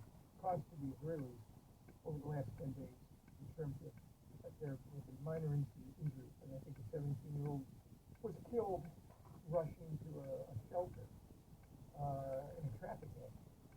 So these grinding wars of attrition will simply go on. I mean, it's the Middle East after all. And the influence of outside power, whether it's the G7, the ICC, the ICJ, the UN, the US, Senegal, I mean, the Middle East is littered. British realize littered with the remains of great powers who wrongly believe they can impose their will, their dreams, their ambitions, and all of it. And the international community, frankly, with all the respect to the international community, divided, distracted, driven by what I could only describe as a Cold War with the United States representation. And the international community simply go out of thought, no action.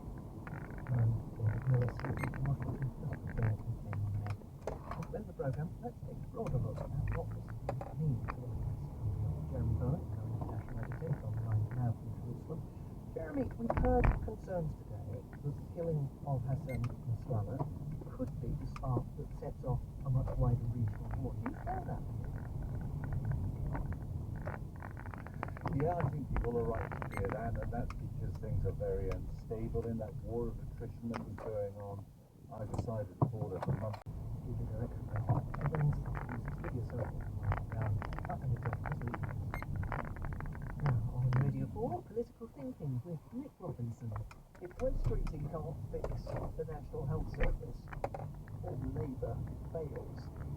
That is what many people say about my guest on Political Thinking this week, the Health Secretary, Wayne Streeting. Why?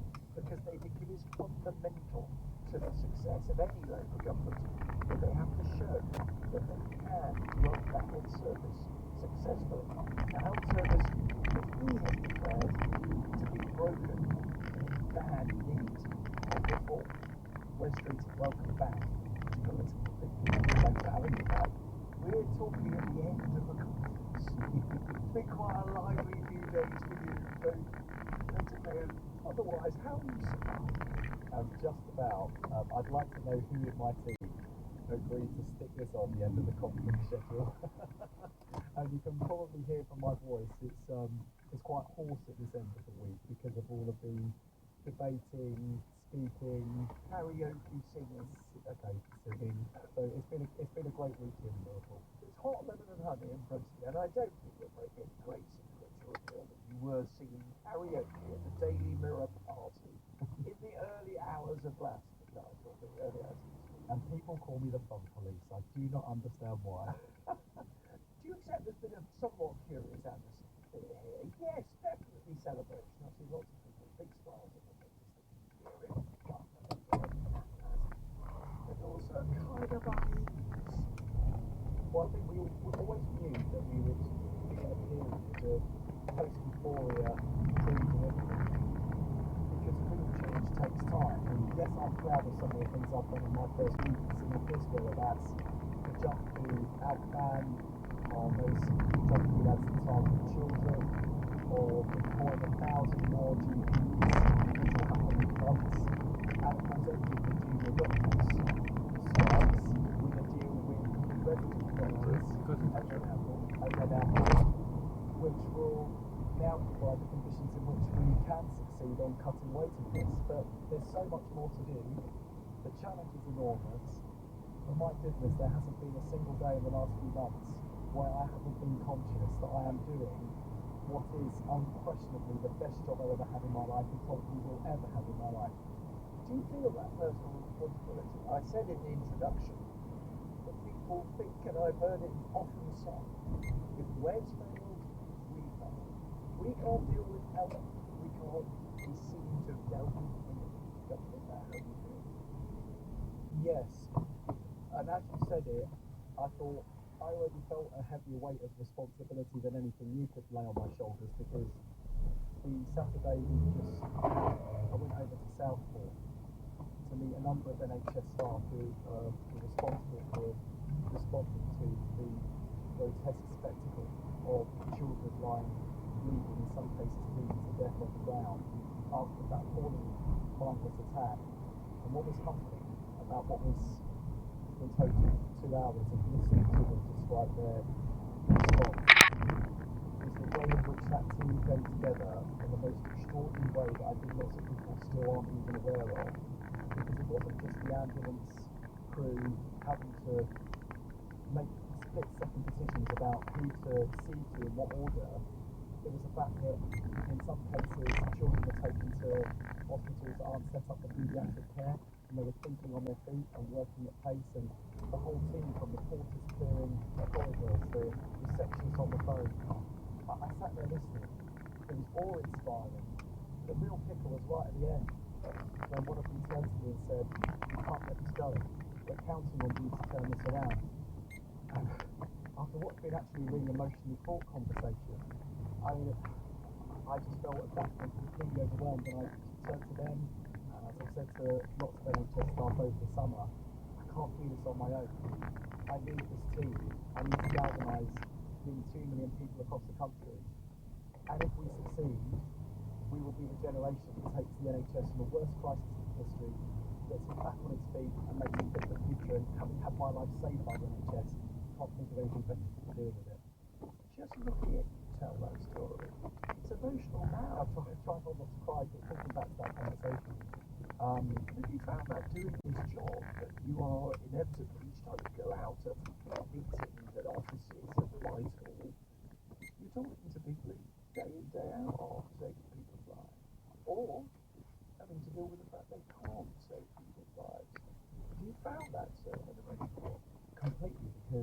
one hand, you have people like the Southpaw responders in the search of the Actor and art enthusiast.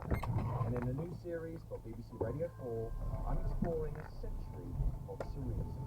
What surrealism, analyze it, take it right down to its root, that's something that can happen in a dream. Where did it come from, and how has it remained relevant? Now surrealism kind of sweet. Lovely.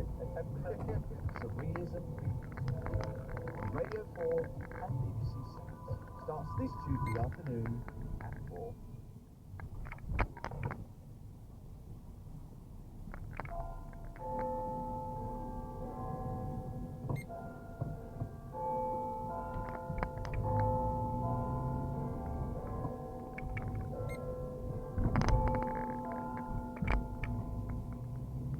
BBC News at 6 o'clock. This is Charles Campbell.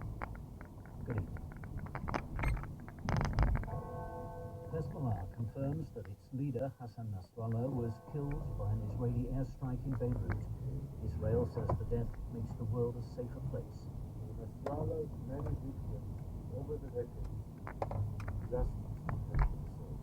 Hassan Nasrallah's killing is a blow not only to Hezbollah but to its backers, Iran, whose supreme leader has vowed that his death will not go unavenged. In this bulletin, we'll assess the killing of one of the most influential figures in the Middle East and see what it could mean for the region. Also tonight, the Labour MP Rosie Duffield resigns from the parliamentary party, accusing the government of pursuing cruel policies. And the King visits the Scottish Parliament to celebrate its 25th anniversary. Hezbollah has confirmed that its leader, Hassan Nasrallah, has been killed by Israeli airstrikes on the group's headquarters in Beirut, marking a pivotal moment in the current conflict in the Middle East. Hezbollah described Hassan Nasrallah as a martyr and vowed to continue its fight against Israel, escalating fears that his death could spark a full-scale regional war. Israel said the killing of what it called one of its greatest enemies had made the world a safer place. The latest Israel and Iran shortly, but first tonight, our Middle East correspondent, Kimberly Shader, reports from Beirut. There were tears for Hassan Nasrallah in parts of Lebanon today. For 3 decades, he was one of the most powerful and controversial men in this country. As the head of Hezbollah, a Shia Muslim militia and political movement, he was often seen as someone who dictated when this country was at peace or at war. And war seems to have returned to Lebanon.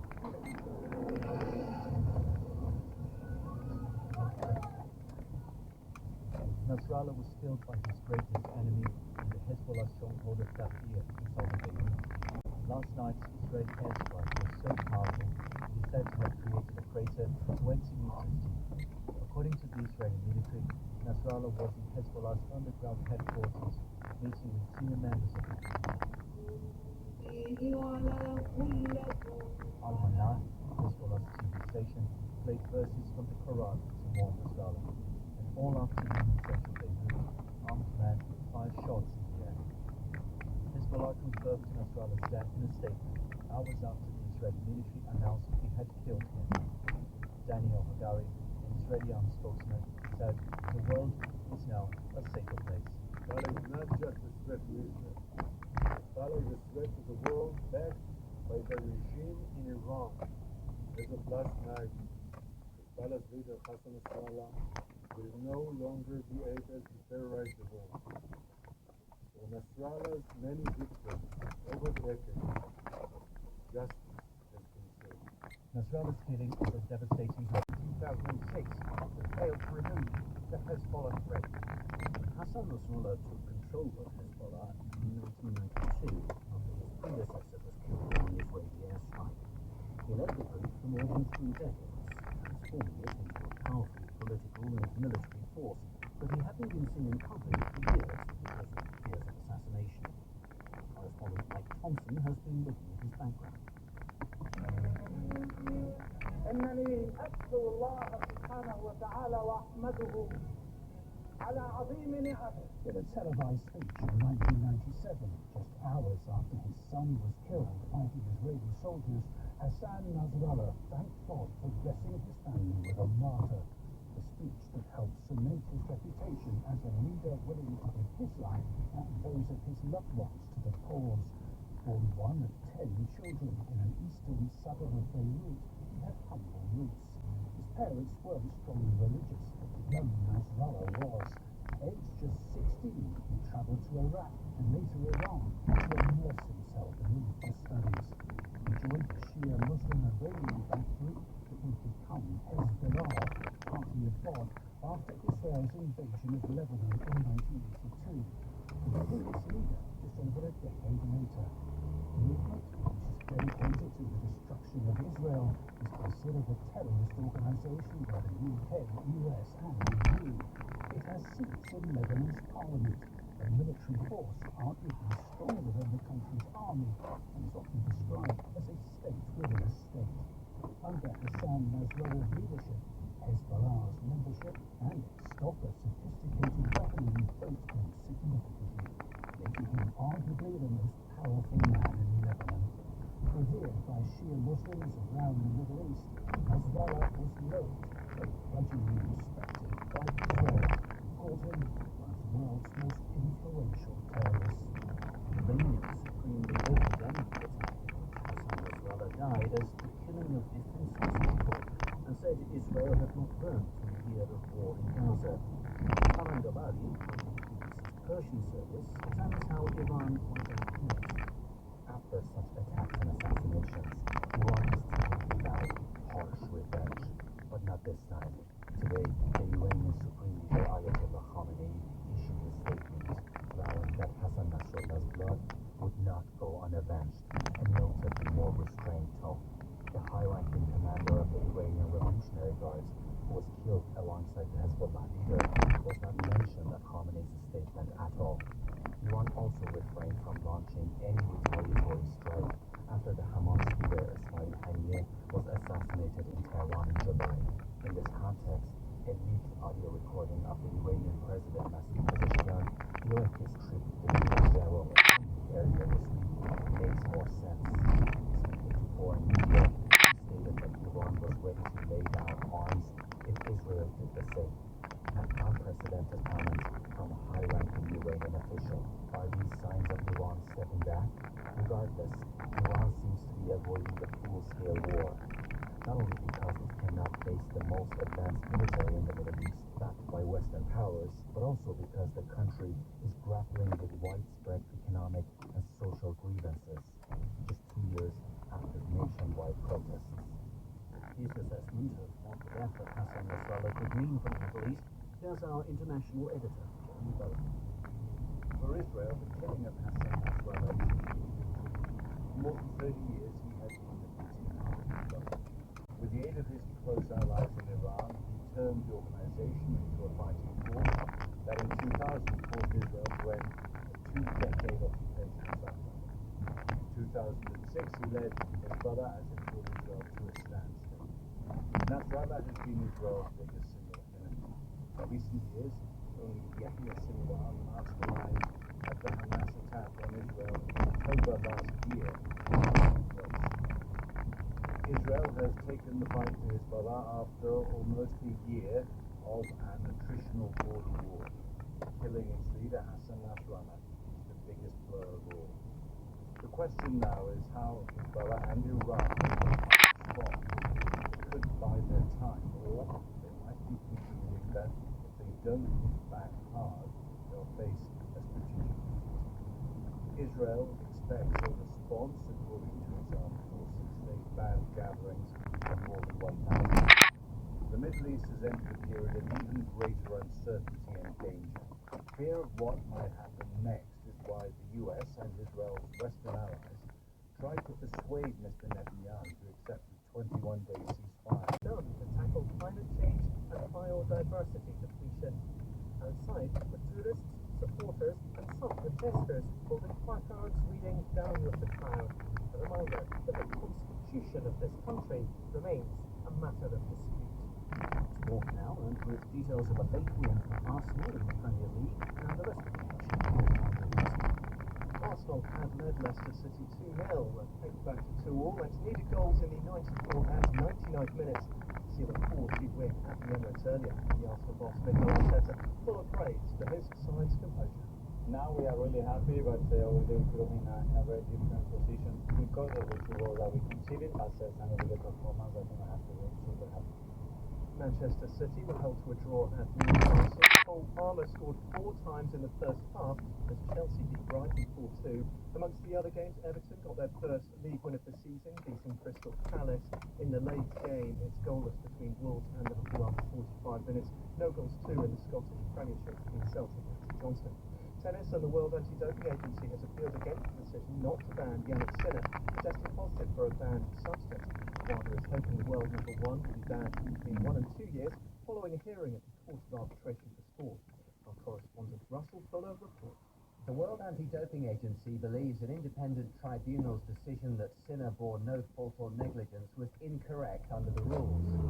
Sinner twice tested positive for the anabolic agent in March, but the tribunal accepted his samples were contaminated by a hand spray used by his physio, freeing him to play and win the US Open.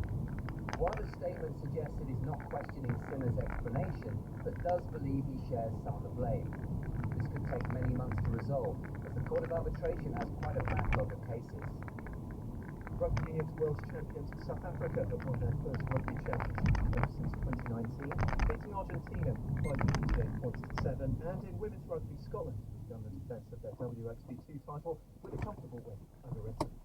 John Wilkinson. The main news again, Hezbollah has confirmed that its leader, Hassan Nasrallah, has been killed by an Israeli airstrike in Beirut. The supreme leader of Iran, which backs Hezbollah, has said his death will not go unavenged. BBC News. And the news was presented by Charles Carroll. On Radio 4 in just a moment, Miss Ends comes from the 3rd Annual Morecambe Poetry Festival. Tonight they're joined by writer, poet, TV and film producer Henry Normal. He's been involved with many albums and other comedies. But before that, a word from Harry. Evening tomorrow will be live from Beirut with veteran journalist Jim Muir. The Middle East has been on a precipice 10 times during his career. At home, Mervyn King, who ran the Bank of England, will be our live guest, as Rachel Reeves promises change to fiscal rules. E-bikes face financial crackdown will meet the cycling czar Sir Chris Broadwood. Donald Trump and Keir Starmer should use some power to it. Rory Granberry recreates their conversation. It'll be great. PH is on BBC Sounds and on air here on Radio 4 tomorrow morning at 9. That's this evening here on Radio 4. Hello and welcome to Loose Ends. My name is Nihal Arthanaika, and it's my great pleasure to say that we are coming to you from the Morecambe Poetry Festival in the wonderful town of Morecambe. Now, you may or may not be aware that the playwright Alan Bennett was conceived in Morecambe during the August Bank Holiday weekend of 1933. Not much on the wireless that weekend. Eric Morecambe, of course, was born here in 1926, and in the mid-1980s, the US rapper Busta Rhymes spent a few summers here with his aunt Velma. So when rap fans mention important places like South Central Los Angeles and the South Bronx in New York, make sure they add Morecambe to that list. Ladies and gentlemen, home of rap legends. Now, loose ending with me this evening will be the TV comedy god, poet and comedian Henry Normal. The Michelin-starred chef Lisa Goodwin Allen, whose late father Ken Allen is a bona fide Morecambe legend. A round of applause for Ken Allen as well. People who have procreated and brokered insurance. So just want to make it clear, clarify. I'm very happy for them. They weren't happy in my experience. Were you only 23 or something? 23, yes. I watched the film Animal House. 23. So we talked about around the late 1970s, a Ponty just right. And I remember thinking, all you people in the film actually get all having such fun, and they're all older than me. So I think I'm an old man already. I was like a manager of an insurance brokers, and I got my knives in the knife, corpse in the fork bit, and I was sort of, I'd already become 70. I was an old fogey at 23. And And I thought, well, I'm going to experiment on an adventure. So I just, the next day after watching that film, I retired.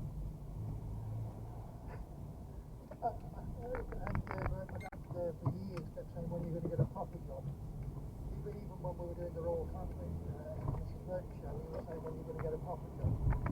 What I love about the Royal Family is this anecdote about the bosses from London coming out, right? And they said to you, can you be a bit more friendly? Well, they don't understand. It took us 2 years to get the first episode on. Really, the first episode we wrote in about 2 hours. Just about out. Basically, what we did was, me, Caroline, and Craig, and Caroline said, what did your dad say? That's how we started. We just wrote down things that what dad said. So a lot of that first series were actual lines that our families had said. And so we knew they were true. If you remember at the time, lots of sitcoms at the time, they'd have like daft scenarios, like Terry and June, they'd go, oh, the vicar's coming a bit pants down, what shall I do? Oh, pull your pants up and say hello to the vicar. It's not a problem. It's not a problem. And Caroline said, no, I don't want to do that. I want to make it look like we did it in real time, half an hour in the life of something like this. We're all doing council estates. And so we just wrote down things that the boss didn't get it. They said, well, can you get more friendly with each other? Well, no, it's in the north. This is not Dallas. I'm going to say, I love you, son. It's not going to happen. How did you and Steve Dugan get together and start Baby Now, the production company? Such a brilliant place at the time, Manchester. It was thriving. You've got all the music going on, and then you've got Steve and Caroline and John Thompson and Dave Gorman and all these brilliant people. And I arrived at the Nottingham, and I arrived there, and nobody else had got a computer. So I basically became the script editor to every television show in Manchester because I had a computer. And I looked at how I was paid to be in a room with really funny people. But it was really to take matters into his own hands. And I think Steve and I are possibly the first ever working class people to run a comedy television. And we wanted to represent the working class in the way they've not been represented. So if you think of the Royal Family, but also Gavin Spacey, which is a very good representation. I'm from Essex, so that's very, I know that vibe very well. Gavin, my son. Yeah, and to find some authenticity. That's why I was very feminist to work for Australia, but all younger than me as well. Talking of privilege and being from Nottingham, you have a bus and a beer named after it. The irony of which is you can't drink alcohol on buses in Nottingham, can you? No, not when you're driving. No. I tend not to recently drive. called in, I think. No, it's lovely. The beer, every normal beer, my sister says it's nutty with a big head. How do you get a bus named after you? It's too ill on up on the council estate. I don't know what people think of it when they get on it. And have you ever rode your own bus while holding your own beer? Not drinking it? No, I have sat in the airport, but no. It's lovely. I've got to say, it's lovely. In your own town to. And you're on tour with Nigel Graham? I am, yeah. I've been years ago. It's fantastic. We don't have the radio on in the car. We just talk. I say we just talk. He's done so much in his career. It's fantastic. And then when we do the show, we do a Q&A. And when we do the Q&A, he would just tell me news stories as well. So it's fantastic. He's brilliant to work with. And of course, so many comedians and poets as well. Like you've got Mike here, and you've got lots of you've got Alison McGowan on in the we're at the Morecambe Poetry Festival, so we've got them on at the Morecambe Poetry Festival. I think there's a great correlation between comedy and poetry. It's about use of language and about efficiency of language, but it's also about trying to find a direct truth. I love that about it. Ladies and gentlemen, who, as I said, will be on tour with Nigel Plain out throughout October. Details at edgestreetlive.com/Henry Norman. You can find his books at Flapjack Press and all good bookstores. Now, my next guests are Holly and David, collectively known as the Lovely Eggs. Because you're local, aren't you? This is your patch? Yeah, we're from Lancaster, which is about 4 miles down the road. David was born in Bolton. One thing that's really interesting when I was reading about you guys is a lot of people talk about how many venues are closing. Certainly the square in Harlow where I went to see lots of gigs when I was a teenager is now gone. But you guys have fought to keep open a venue for rehearsal, a rehearsal space venue. Can you just tell us a little bit about that?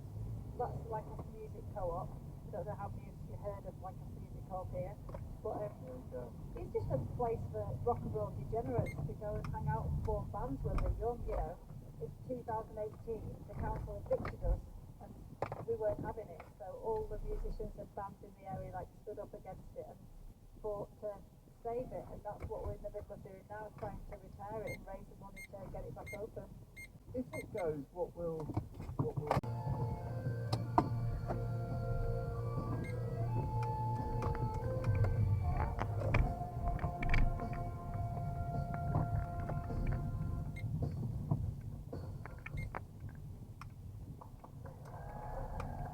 the Lovely Eggs from their 7th studio album Existentialism, and we'll have more from them later on.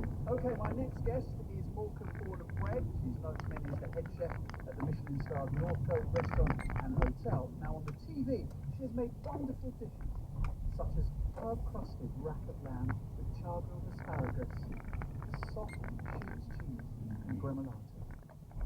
But give her tin tomatoes on toast with melted cheese, and she's happy as Larry. There we go. Everyone, Lisa Goodwin-Allen. I was surprised to learn that your favourite thing is tin tomatoes on toast with melted cheese. It's a comfort food, isn't it? You know, you get home after a long, hard slog at work, and just something simple. If it's the bread, it's got to be that tiger bread. To make it all work. What's the most horrifying mistake you've ever made? Most horrifying mistake? I don't know, you know, it is about being an orchestra team, but probably horrifying would be the kind of mistakes that happen when you've got, I don't know, 50 players away and you decide to blow up in the oven, and then you've got to think on your feet or something like that. Do you have to be an adrenaline junkie? Yeah, possibly. I do love it. Well, you were head chef at North Coast at 23. Yeah. I mean, it was an incredible journey. I am one of those people that like to learn, like to teach. You know, I think teaching really now is very important to the younger ones in the kitchen, to the next generation coming through into the amazing industry that we've got. What's the difference when you're being filmed, when it's a Great British Menu or James Martin Saturday Kitchen? Yeah. Is there an extra pressure in that? Oh, massively. I mean, I think anything when you put the competition straight is very daunting. I think, you know, not only that, it's the fact that you're in a different kitchen, it's not what you're used to. Jobs take you 10 times longer than they would do in your own kitchen. And it's, you know, it's familiarising yourself that you're confident and comfortable in what you're doing. Have you ever, reportedly Marco Pierre White once went out and had a go at someone because they asked for salt or something to be added to it or something like that? Have you ever No. So if I come with my bottle of Tabasco, right, and start putting it all over, you won't have any issues. Well, I've got your cocktail. Won't be allowed to, yeah, won't be allowed to. Picture up behind the door, so this man comes in, don't let him in. What's the thing, this is another thing about chefs, certainly at the scale you're at, which is about the artistry of it, and sometimes you're right. For what to expect out of life. Do you have still a Buffins fake smile stroke grin that you have to put on? I've been doing it all night. I won't take that personally, That must be, how long were you about these red coats for? I left a month early. I left my friend there. She lasted. I couldn't hack it. Did they tell your heart wasn't exactly in it? I just didn't have what it took to last it out. It was a lot. But during the pandemic, you were living in the middle of nowhere? Were you living in a very rural area? No, we moved from Manchester back home to Scotland. When they lifted the first lockdown, right. I ran across the border. And when did you start writing?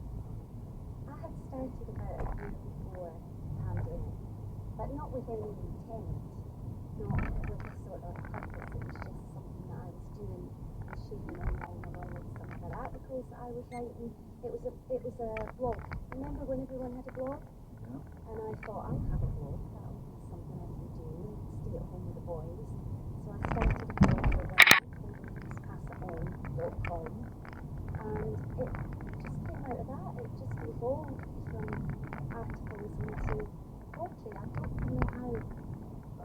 Can you pinpoint a few moments when you thought, okay, this is actually blown up, this is going to be wild? Yeah. It was when Amnesty International asked me to send a poem out in the pandemic to everyone in the world, and I thought, oh, I think that's a really good invitation. And they sent me the yellow card with the poem printed on it, and that was the poem that went viral, the first one where all of the celebrities read it out, and it became a fundraising poem in America and in the UK. And that was when I thought, oh, maybe I could actually do this. Maybe this is something. You have some very famous fans, don't you? Yes. You know, I know that there's so many fans, Cotton particularly, are big fans of what you do. Have they contacted you directly? It's a very organic thing. It's a very female-led thing. Women do tend to come together like that and help each other out. And it's lovely to know that even women who are completely at the top of their tree and don't need anything from you are just as nice as you would want or hope them to be, and just as kind and helpful. So I've been really lucky, and you know, just having the little quote from Dawn French and Davina McCall, these are things that you don't imagine will ever come about. Reading your work, there's themes that I found that you were returning to. One of them was bravery. Yeah. Tell me about that. Well, that's my news group, is all about breathing, so I tend to go with a particular emotion. And it was trying to find the brave ways that are often unseen or untalked about. So we all can think of really brave things we've done, or particularly eye-catching things people do that look brave, but we're brave in so many ways every single day, and all of my poetry is mental health message based. So it's to be used daily. And the words you write, are they instructions based on how you live your life, or are they as much advice for you as they are for the people reading them? 100%. They're the things that help me. They're the mindset shifts that help me. They're the perspective changes that I know can transform my day. I'm a difficult person. I'm not a sunny. I don't wake up sunny. I have to work at it. I am a difficult person. Well, it's not getting up at 6 a.m. in the morning. You get up at 6 a.m. in the morning. No one's in a good mood at 6 a.m. At my whole house, it's Dave and Ryan that wake me up at 6 a.m. in the morning. No, you can't. Get up at 10 a.m. You'll be really And then happy. I won't be difficult anymore. Well, there we are. All that You'd writing be no from good running a nothing. restaurant, that's for certain. I can't imagine 10 a.m. in the morning. That's listen, it's great to speak to you, and Donna, thank you very much indeed for being on Loose End. Donna Ashworth, everybody. And Growing Brave is out now.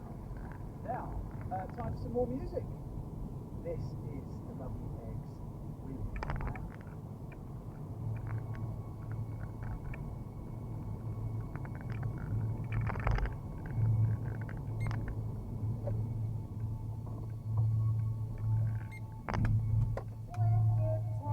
The crowd you're broken and they clap for more. When you tell the crowd you're broken, I am listening, I am twitching, I am tired. Don't you mess with me, I'm bleeding at the seams, for I'm on fire. I've no time for television. I've no time for song of wisdom. The phone rings and time today. I am hurting. I am wanting. I am walking. I am ringing. I am ironing. I am caring. I am broken. When you tell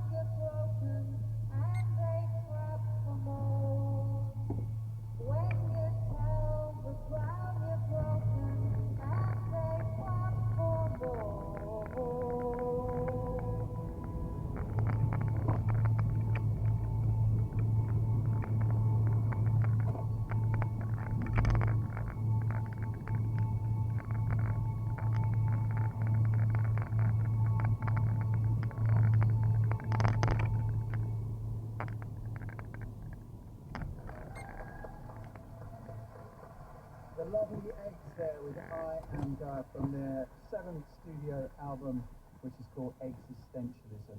Did you have a list of puns and then you came up with existentialism, or was that the first egg-based pun that you came up with? We've been going together as a band for like 16 or 17 years now. We can't quite remember what, but people that do all these egg puns. We never liked it. It got to like our 5th album or whatever, and just like, do you know what? Let's just go for it. So we had our 5th album that was called This Is Eggland. So, and that was it. Well, what are your fans called? Eggheads. Anyway, it was funny because when we were writing this album, you know, it is a lot of struggle and a lot of honesty inside in the way that our previous albums worked, really. And there's a lot of torment really, and we were thinking of what to call it. It was really existential, and they just said it's got to be existentialism.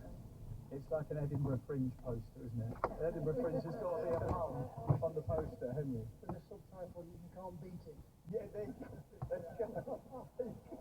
What a great yoke that was, Henry.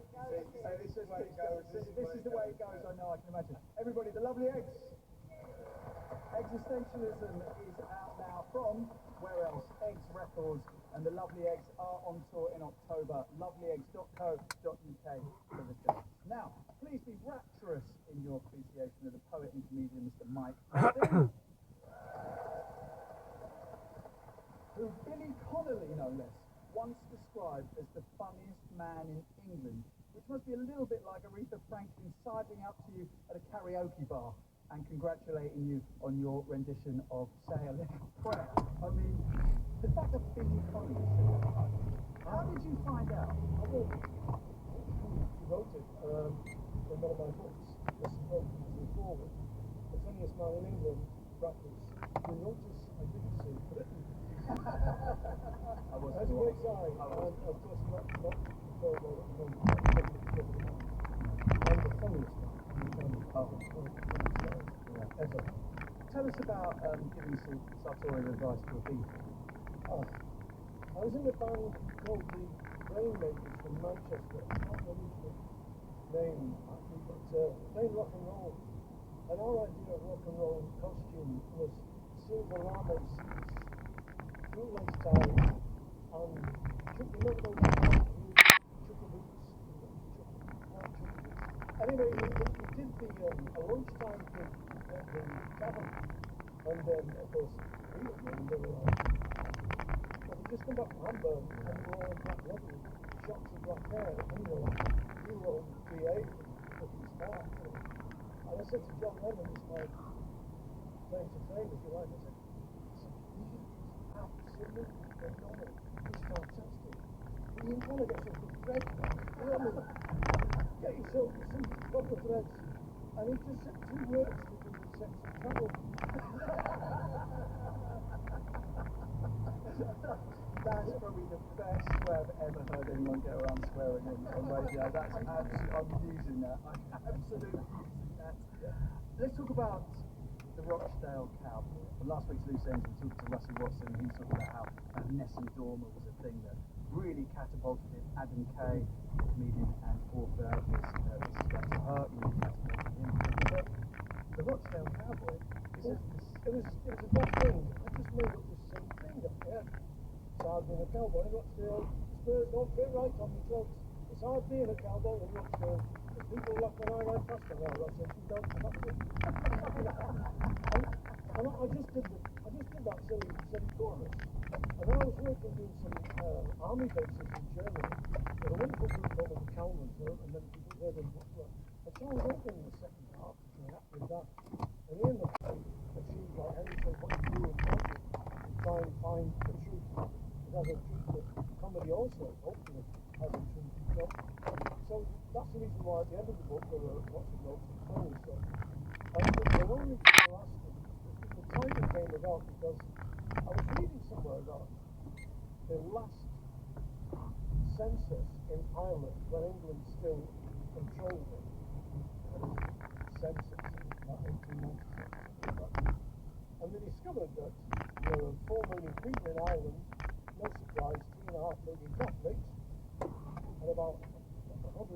Bodhisattvas and one Zoroastrian. And I just have a thought of this guy because it's the oldest religion, Abrahamic style religion in the world. They attend a sacred choir which represents purity. And I just have this thought of this lonely man with his little fire on his own in the middle of Ireland in the winter. Just that notion of a lone human being, like there was a spark in the middle of the great cosmos. Yeah, absolutely.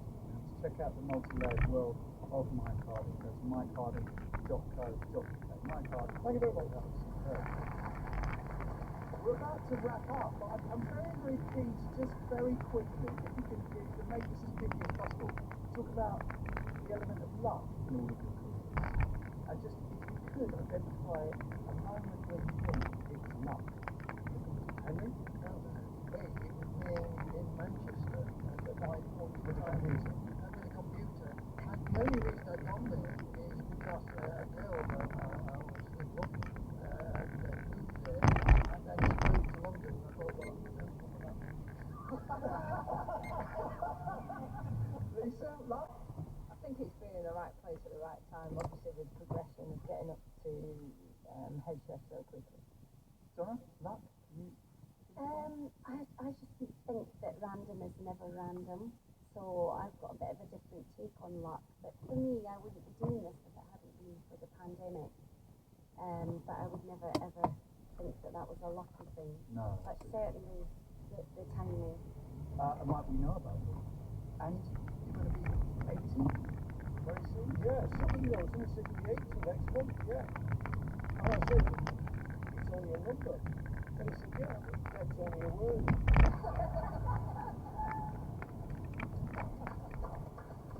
That is our loose ends tied up for this week. If you just tuned in, turned on or logged in, we just want to hear it again. You can find the edition of Loose Ends and a big chunk of back catalogue available for your listening pleasure on BBC Sounds, including recent interviews, as I said, with Russell Watson and Adam Kay. But thank you to this week's guests, Henry Normal, Lisa Goodwin-Allen, Donna Ashworth, Mike Harding, and the lovely Ace. Woo! From Winter Gardens in Morgan. And thank you to you, you wonderful audience here in Morgan. Today's producer was Jessica Tree. Next week, Stuart McConey is at the North Cornwall Book Festival, where his guests will include Tim Smith and Patrick Gell. But from me, for now, goodbye.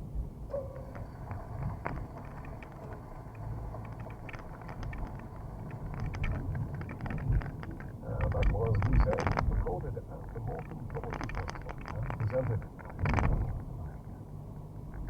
After the news here on Radio 4, Stephen Smith profiles the man who thought up the tiny Raspberry Pi computer at an auction. Franny Comedy on BBC Radio 4. The Steve Woodling to retail leader with club sandwich from the Large Hadron Collider and what services. Nothing. But we to try to reach listeners from UK Freakmasters. Yes, in which way that is. Price and keywords and guests set off on a 10-week journey from here to eternity. Really? Yeah, by people, places, subjects and things that seem apparently unconnected. And possibly are. So, could you get from the Grand Canyon to the Gruffalo? Really? Punta Dennis, Moonmasters, on Radio 4 and BBC Sounds. Starts this Tuesday afternoon at 3.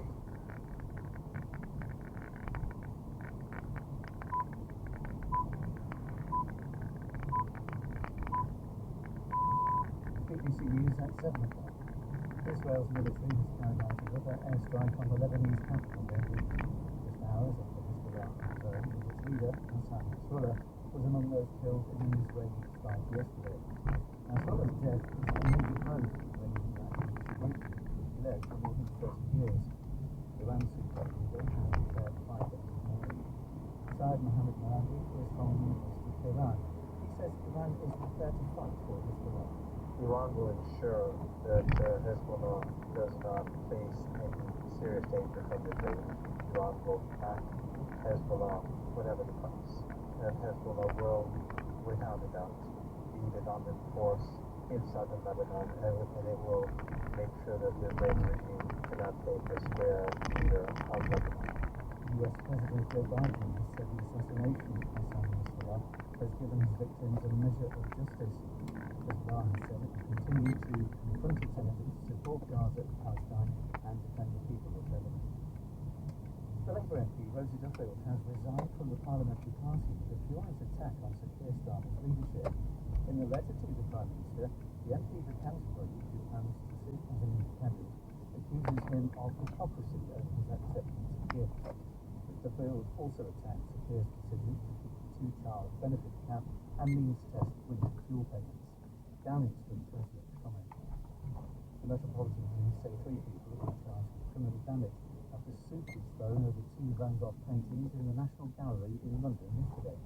A man and 2 women, one of whom is 77, will appear at Westminster Magistrates Court on Monday.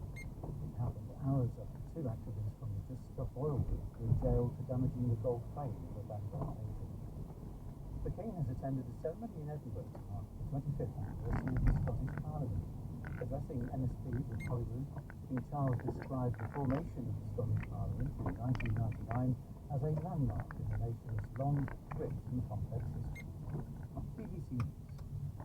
For more than 5 decades, the Serbian conceptual and performance artist Marina Abramovic has used her own body as her artistic medium, exploring the human condition in works that are often feats of endurance, exhaustion and pain. In Court of an Eye, John Wilson speaks to her about her cultural inspirations. But our Radio 4, it's time for Profile. This week it's Evan Upton, profiled of the world.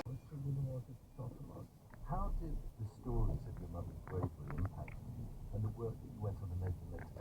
I got the courage from mother and father, and also this entire kind of education that actually my private life doesn't mean anything, that it really is important to sacrifice for the cause, for the greatest ideas than your own, private thing. So that was really in my bloodstream, what I'm going to do in this life, what is my message, what I, as an artist was very important, and then incredible discipline that I went through, my childhood. I was posed by my mother. By your mother? Every mother, that I had to be always the best, and it's always somebody better than me, and I have to achieve so much. The discipline, so she was particularly strict. Absolutely strict. And harsh, was you? And harsh and strict and everything else. But looking backwards, so hard. At the same time, I'm actually so glad that I actually have all this, because I really have stamina, and I really have courage, and I really have determination, and that keeps me all my life sane, especially what I'm doing in my work. Looking back now, was it a happy childhood? No, it was terrible. With my theory, the worst child you have, the better artist you get. I mean, who made anything from happiness? Nobody. I mean, look history of art, all these artists, it's a terrible childhood. It's always some disasters that you have to overcome. And you now looking for a childhood that was an adult experience? Or did you know at the time you were unhappy? I was crying, I was always not happy. And I remember that for me the most important was my books. And I was writing poetry, and I was painting very early. My first exhibition was I was 14 years old. I was painting my dreams. All of these things was really important. And one might think that what my mother, that she gave me all this education, that I see the theater, I can see the opera, I can see the classic concerts, I can, so I was very much involved in the culture. And your mother took you to those cultures? Not never father. Father was interested in obviously the war stories and talking to the soldiers and maybe those things that people look back at. Your mother was introducing you to opera, music, yeah. theatre, but also, as you said, it's very harsh. I'm wondering, because in so many of your works you have inflicted a ponderous self-revelation, making yourself lose consciousness. What's that word? Time away dealing with this pain of childhood. First of all, for me, it was very, very lucky to discover God as a center of my work. And I discovered at a very early stage. And I never doubted it was right thing. Even in that time, performance was seen absolutely like no any form of art. And it took me 55 years to actually become a form of art, and I'm very proud of that. But it's very important at that time to study all the other cultures, talking about shamanism, Australian Aborigines, talking about rituals in all cultures. The whole ceremonies goes through the very, very difficult, actually physical stages, even clinical death sometimes, in order to jump to another state of consciousness. I was interested in all that. How physical body can push the limits without dying. The experience was kind of interesting. Without using drugs, without whenever use drugs. I never drink, so I don't have. So this was the real reason for me. Not anything that I punishing myself for because of my mother or whatever. It's not reason at all. To me it was interesting what body is. Oh my God. And because my body was closest to me to understand. You don't think there's any link at all to your childhood? No, absolutely not. Because you've written even in your memoir about having been beaten by your mother. So what? Many kids been beaten, but I didn't feel married. Oh, you saw your father. Just part, the war came around. And then after that, I understand that actually anything physically you do is so easy. Anything emotionally is so much harder. So my entire work turned into much more static and emotional, exploring emotional subjects in my life.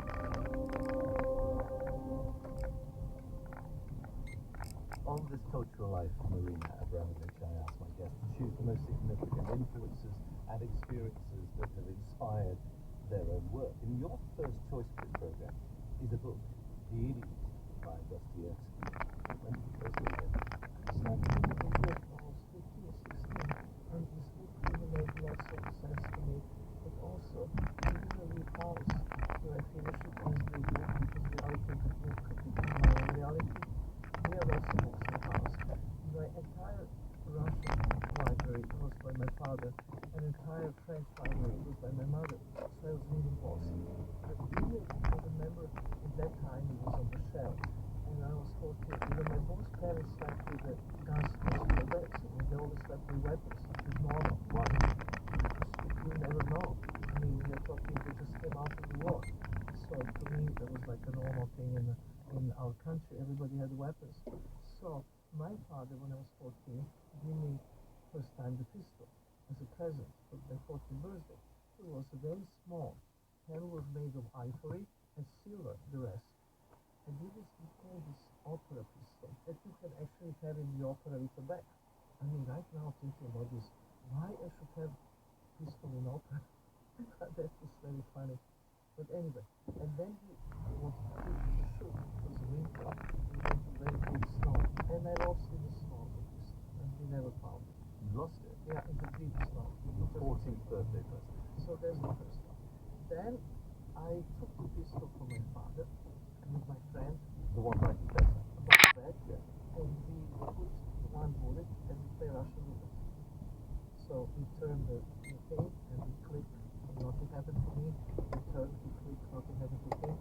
And then I took the pistol from fun and I shoot. And the bullet went straight to the idiot on the stairs. You shot at the bookcase and it went right through. Idiot upstairs. And then had you read the book at this time? No. So this led you to the book? First I shot and then I read. And then I remember I started remembering uncontrollable because I really understood what actually we did. You could have killed yourself. Yeah. Okay.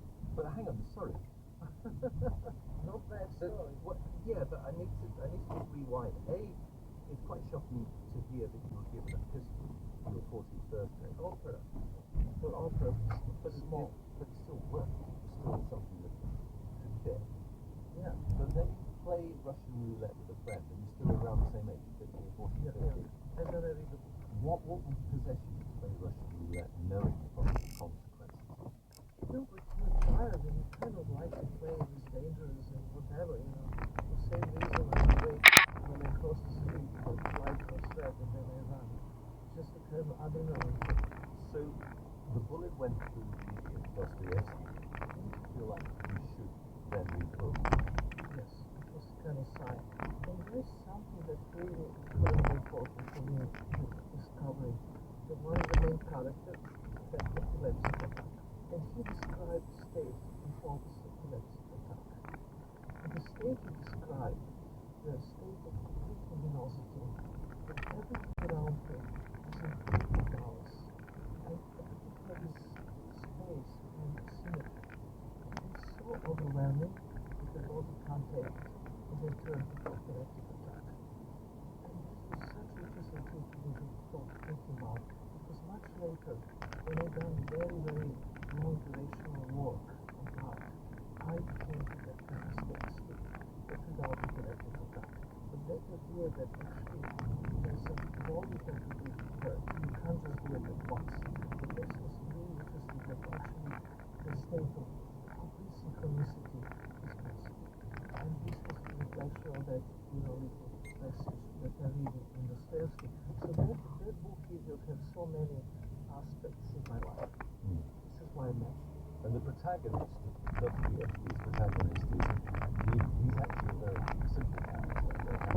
Guy's character, Jules, he must be. Exactly. Did really lead you to other Dostoevsky books? No, then I read everything, especially his diaries. This whole Russian story and Slavic soul is so connected to me. We have this permanent melancholy. We are not happy when we're in our country. We are also not happy when we're outside of the country. It's all this kind of cosmic search for whatever perfection and happiness which never comes. Dostoevsky's story is incredible that he was so poor and he always wrote to the different rich Russians, to give some money to survive. And these great writers who they were given money. The daughter is sick and wife has tuberculosis and is all misery. And he loved to gamble. And he always, can't resist to gamble. One of these accounts, even huge amount of money. And he say, you know what, I'm sick and tired if you come, I give you this and this will solve all your problem. Just pay the rent, pay the medicine for your family, and just get better. So he got this really serious. He's passing Devon house and we look at this and but maybe just once. I put everything on one something, and if I get then my problem really is solved. So you go there and you lose, of course. So it's miserable again.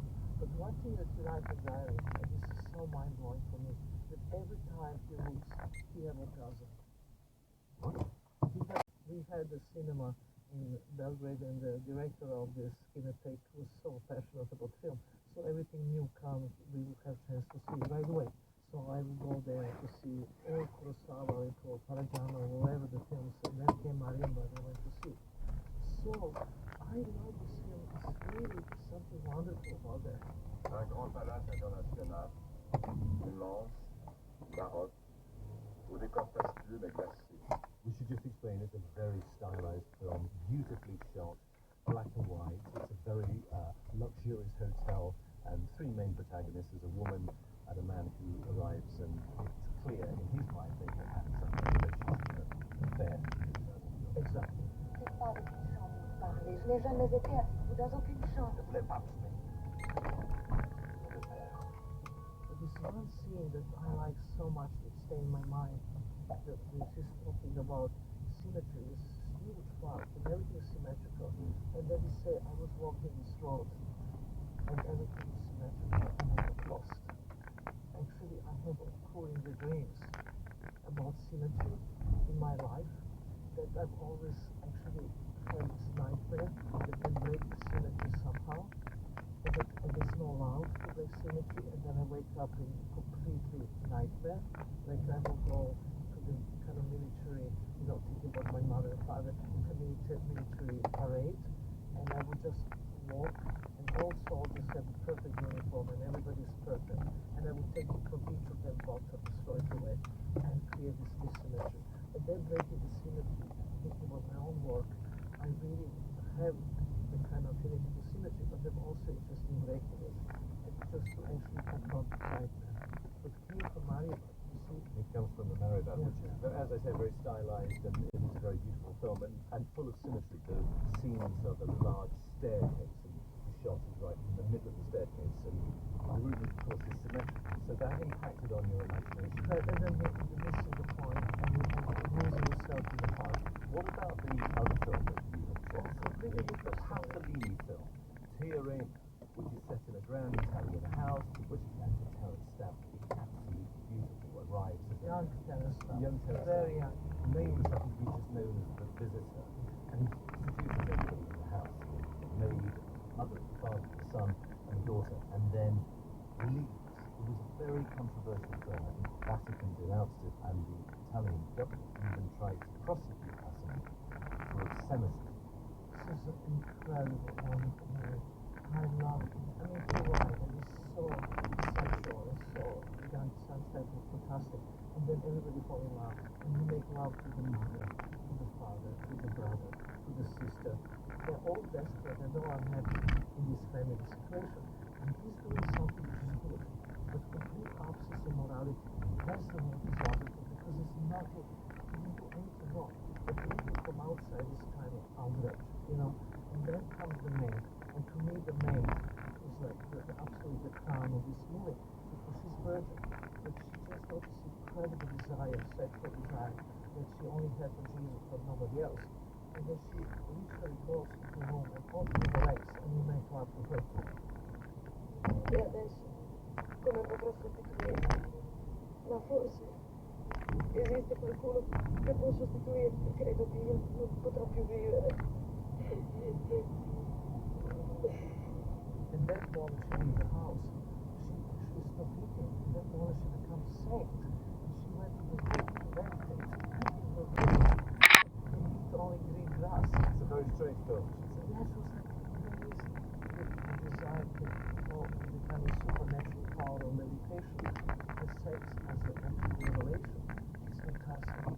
And this, you know why I'm interested in that one. Because right now, in the 11th of October next year, in the Big Factory Space in Manchester, in the festival, I'm doing this huge project called Mountain Erotic Ethic. And that's really based on my study of paganism and communism and all this in Albania, Bulgaria, Romania, Slavic cultures, how the sexual organs, vaginas, spouses, actually been used, not in pornographic in a way to create how we see it, but in an old-fashioned way, how to create the divine forces of nature, you know, how the woman showing vagina in the rain will stop the rain. I mean, And you want to try and stop the rain in Manchester? Oh, definitely. I hope all in here. You know it rains in Manchester more than anywhere else in this country. You've got there's a tough task. But it's going to be such a scandal in Britain because now with all the happening here, there's two notes. Already there was so much discussion about that, but this was going to be much bigger. Do you set out to shock people? No. My entire work is really to open questions, not to have always right answers, but really to mind, to see things in a different way. So many people are ready for it and they can't shock it. But actually, it's the problem that absolutely nothing. And yet the subjects, or maybe the approach to those questions, you're so always kind of stepping around and using taboo subjects. And you The one thing that I would say, when they develop a career and they become more successful, we used to do this work forever and ever and ever. You know, because the problem to stay because we define it. My art is not to be a commodity and art ever. You say you don't like to put in a box. To ask many people what is good pornography, which you do say you're a performance artist. Do you not regard it as a performance art? I think I'm really an artist. Because performance is one thing. Interactive objects. I make theater, I make photography, I make opera, I make theater. Just something connected to my partner. This is the most important. And this is 55 years career, you know? It's a long time career and I'm still around. I'm working. Your very first international show was in Britain at the Edinburgh Festival, I think in 1972. You staged a performance, and that was a performance piece, called Rhythm 10. Richard DeMarco, who's still alive. Richard DeMarco, who was running the Edinburgh Festival at the time. That time. And he had spotted you in, Legendary. right, so he had spotted you in Belgrade, brought you to Edinburgh, and from what I understand of this show, you spread your hand wide on a table, your fingers wide, and then you took a knife, and then you jabbed the gap between your fingers repeatedly. And this is based on the idea of an old Yugoslav drinking game. Russian too. And Russian too. Was it a bloody devil? Yeah, but this is just only explain the beginning of this performance. First of all, it's 10 knives, and I take 2 tape recorders, and every time I take one knife, I do as fast as possible, and when I cut myself, I change the knife, and then I all record this. Then I put the tape recorder on, and I put second tape recorder to record, and I listen to the sound from previous things, and I repeat the entire game one more time to actually cut myself in the same place by mistake twice, because the idea of this piece, how to put time past and time present with mistake together. I mean, that's a big deal. So this was such a very bloody and pretty crazy. It was bloody devil. Yes. And you cut yourself all over your Who hand. cares? It's the body. I present this okay, why British always focus on nudity and blood? But doesn't matter all that, because the thing is about concept. You know, it's really interesting that all this bloody work and all this medical work that's so shocking people in my early period of my work, it's difficult. You hear.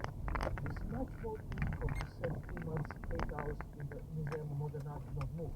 That's difficult. We'll talk about that piece later. But I want to say what's really difficult. This was not difficult. The concept. Bloody was true, but was really also looking very spectacular. Did it hurt? Again, the wrong question. In that time, when you did performance, you're completely in a different state of mind. Doesn't matter. It hurts after, but not that time. That time you're concentrated on concept, a concept of delivery, a concept to take all energy from the public to actually create it work. So the hurting is not right. So that's the right question. Well, it's the right question because it's an elicited and really interesting answer. Because the answer is that you didn't feel the pain because you're in the moment of the artwork. I mean, most people, if you cut yourself by jabbing yourself with a knife, it would hurt. It hurt me like I had 1,550 people sick with me, and I never leave, I never go in the water, I never actually moved. This was one of the most difficult pieces in my life I ever made. You were sitting there for 8 hours, sometimes 10 hours at a time. Did it get easier over the weeks that you did it? Every day could be the last. It was so hard. The first months, it was getting difficult. Then the second months, it was so difficult. It was so painful. My whole body was in pain because it was bloated and you know, it was really difficult. The last You're sitting in the same position the every same day. position, never changing. And then the last months, I asked to remove the table. But the security was huge problem. Just space between Just you space. and the That was the time that I actually really started having out-of-body experiences. This was the time of synchronicity. This was the time that I completely got out of the real pain. Because one thing that I discovered, I mean, just sit 3 hours without moving to see what happened. And then, you know, there's a point it's so painful that if you don't move a little bit, you think about those consciousness. You have this will power, and you say, no matter what, I'm not going to do it. And the body says, I'm going to lose consciousness. And then you say, okay, so what? Lose consciousness. They disappear. Did you lose consciousness at all? No, because I say to myself, okay, I lose the consciousness, then I will stop. But then when I say to this, you go to that kind of real end. I experience every single time the pain disappears. You actually can control the pain. But also you understand that your own body is full of space. You can move without moving. Inside, there is a space between lungs and kidneys, the kidney and the stomach, between liver. Everywhere is a space. You understand what pain it is, and you can control it. It is you which discover it. What pushes you on to do something like that? What's the motivation? I really love to make art.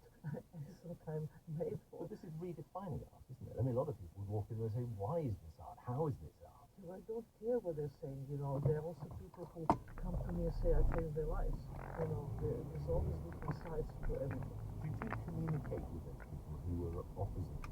Because you say there was no time limit. Some people, I presume, sat down and spent a minute, and some people... What was the longest time anybody sat down? One person sat for 7 hours. Was the connection with that person different? No, this person came and sit another 21 days. I had 76 people who came to sit more than 20 times with me and clear the crowd. But this was really an emotional. Everybody cried. People cry all the time, and this was crazy. Have you met any of the people? No, it's so many all the time. What about the guy who sat for 7 hours? He must have been really annoying to the people who have been queuing. I don't know. It is so not the point of the work. He's annoying, whatever, I don't care. Sure, so you go... Make the work. So you go in there with a concept. Yes, and I deliver the concept. No matter what. And came out with what? I stand up for that change. When you do something motivational, 1 month, 2 months, 3 months, that amount of time. So it's something you change. You show the availability, you show your compassion, you show your awareness, your guts, everything.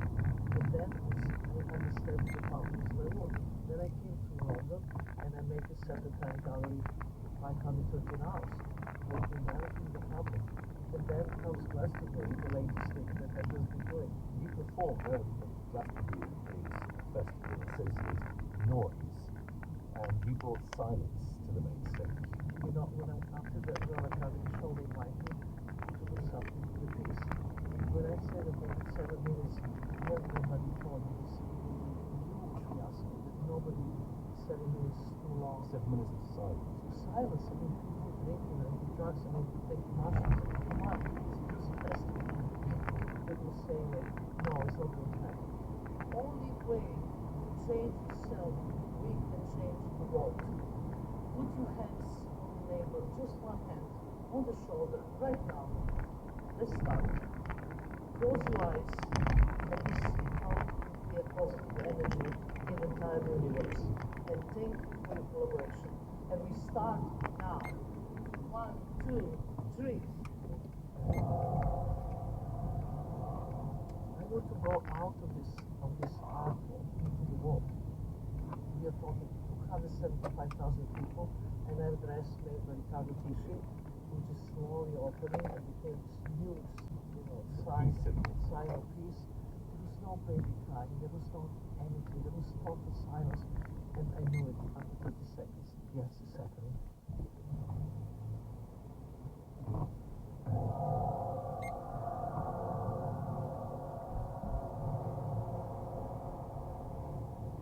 Over the decades, you have reinvented the form. You've created your own genre of art in a way. You seem very sure of yourself. Have you ever had artistic self-doubt?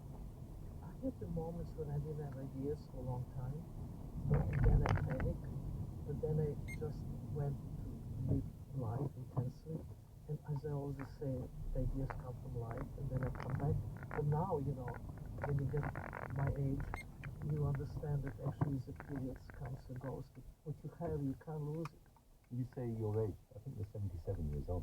In the November 78, my dear, this is almost there. 78. But and that is wonderfully old age wisdom. Wisdom is everything. Because you have to just be healthy. That's very important.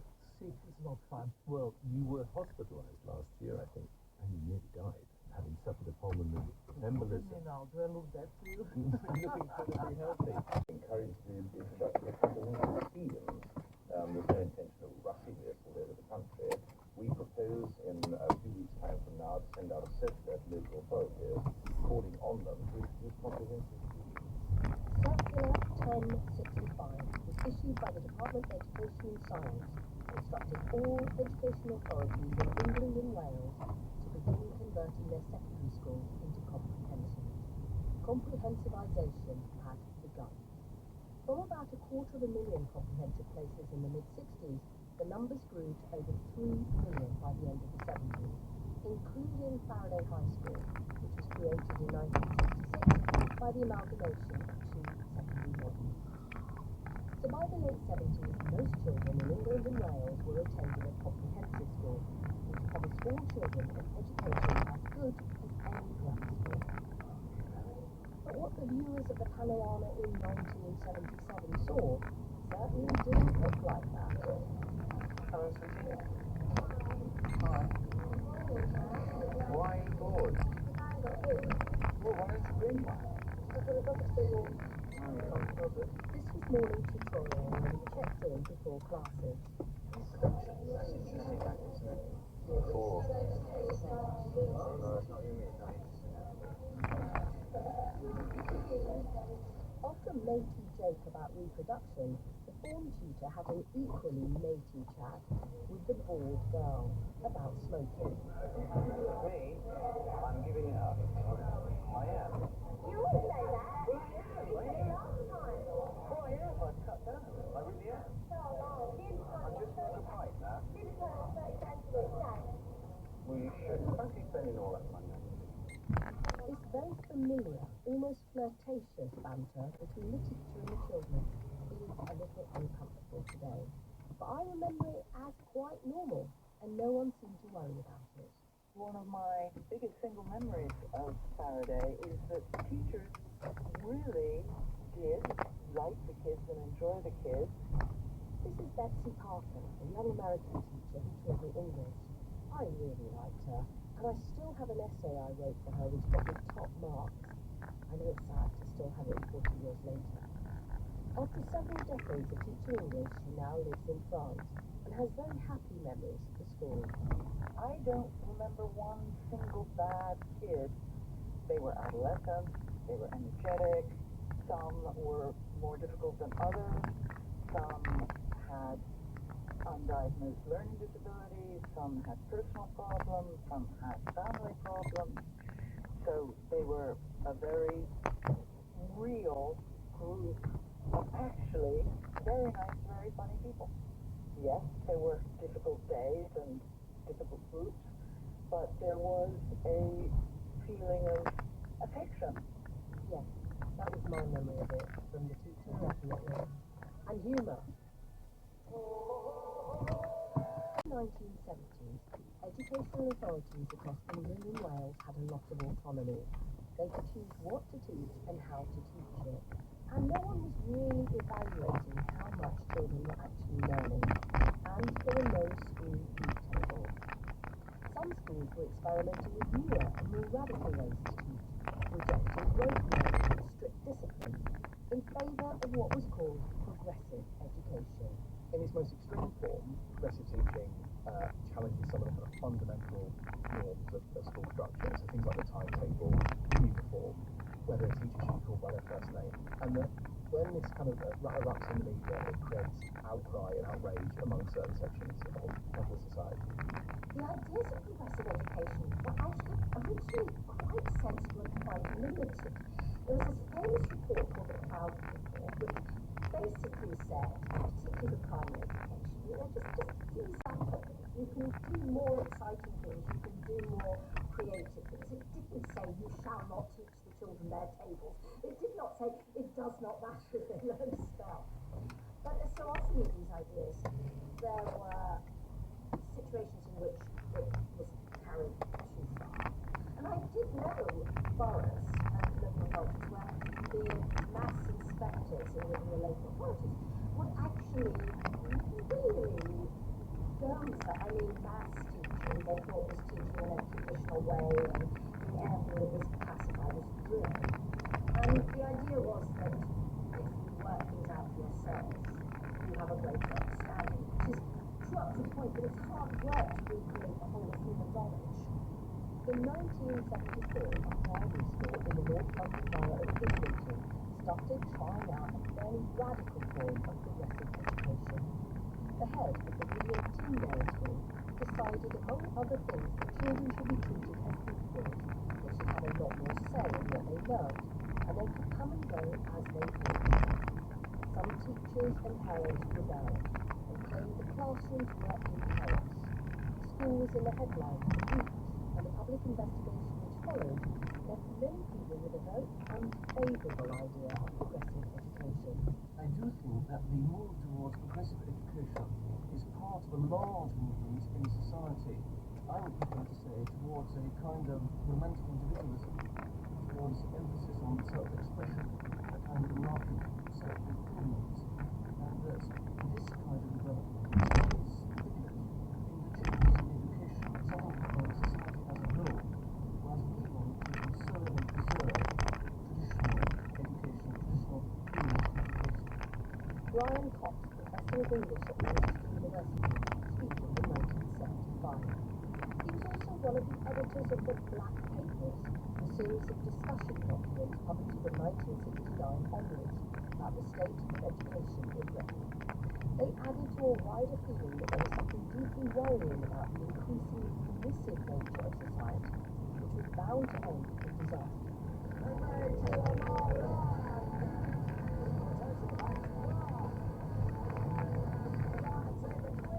The scandal at William Tyndale Primary School was further evident. Education was firmly sucked into the culture wars. The 1970s are often characterised as a decade in which moral panics are kind of flying everywhere. So from football hooligans to pornography to the state of the economy, this is a kind of moment in which the whole of British society is in a state of panic, and education itself becoming an area of moral panic in its own right.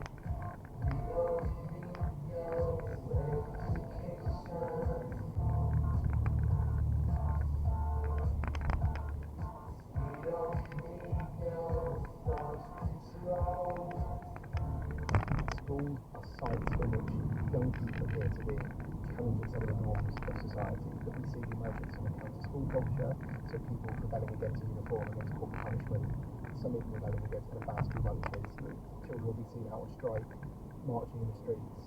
This is then associated with pressures around juvenile delinquency, rising youth crime, a lack of respect for their elders, and school kind of starts to figure in these moral panics and political roles.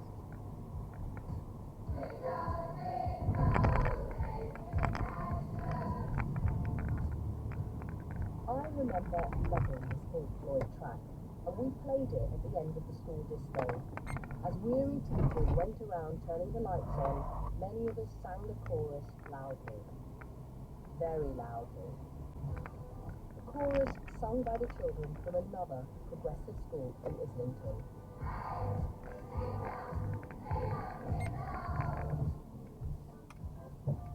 Andrea Denton was in my class at Faraday.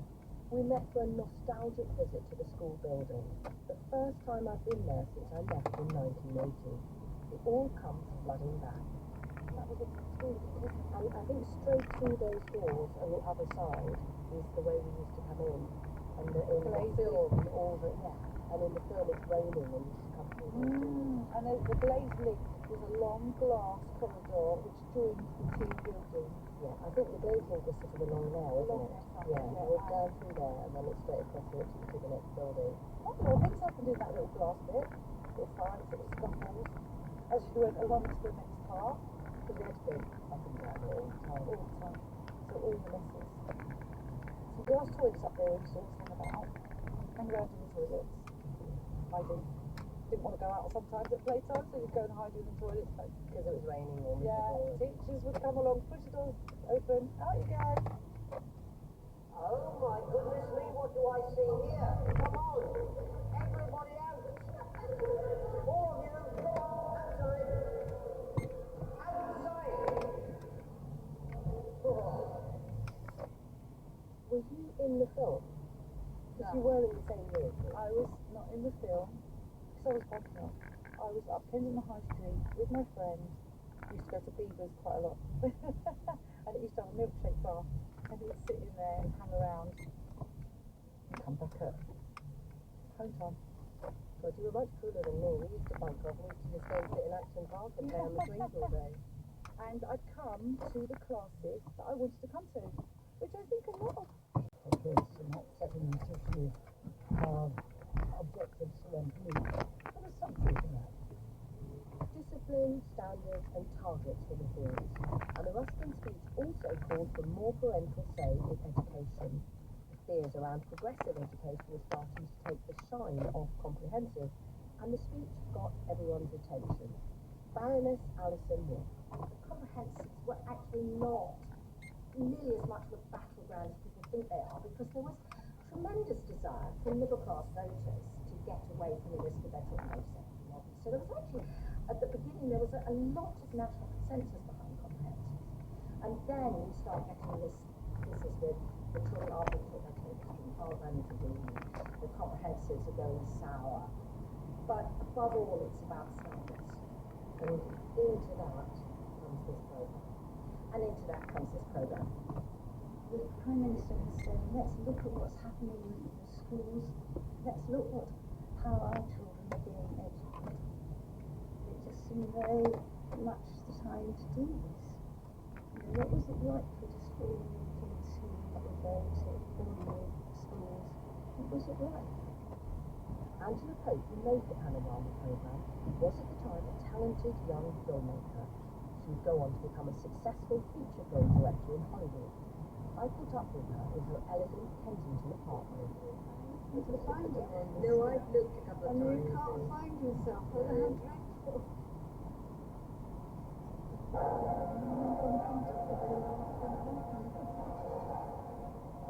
Why did you choose Faraday? To be honest, I needed to not be 2,000,000 miles away from Wimbledon because my little boys came home from school. So I had a very definite area. The real reason for Faraday was that Ealing and Acton were very warm-hearted. They really liked the idea. But all of their three schools that I went to, they were keen that I did Faraday. And I went to Faraday. they seemed fairly ordinary. Actually, that was important, ordinary.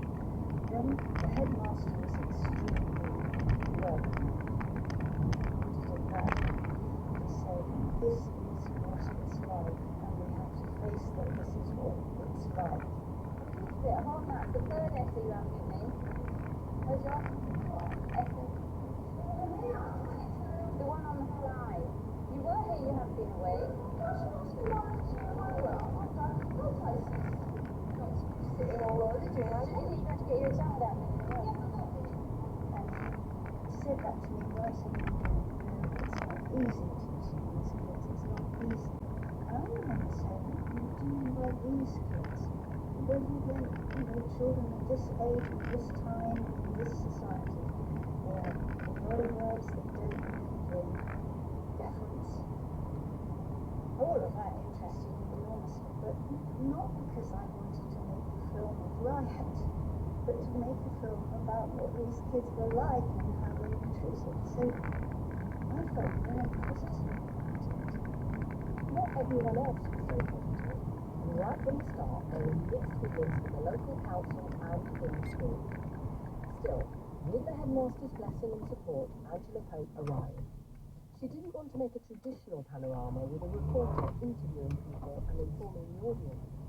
An admirer of the cinema verite style of Pennebaker and the Meisel brothers, Pope wanted to make a film which felt like reality. That meant the crew had to become part of the furniture. You sit as quietly as you can and watch. Try to, of course you can't become invisible, but you watch and you hope that people are used to, especially children. I do think you really would be able to tell them. I think I said to them, I was writing before I was in the career, it certainly would have been my intention. And I did think they were all used to me. I couldn't find when they got me.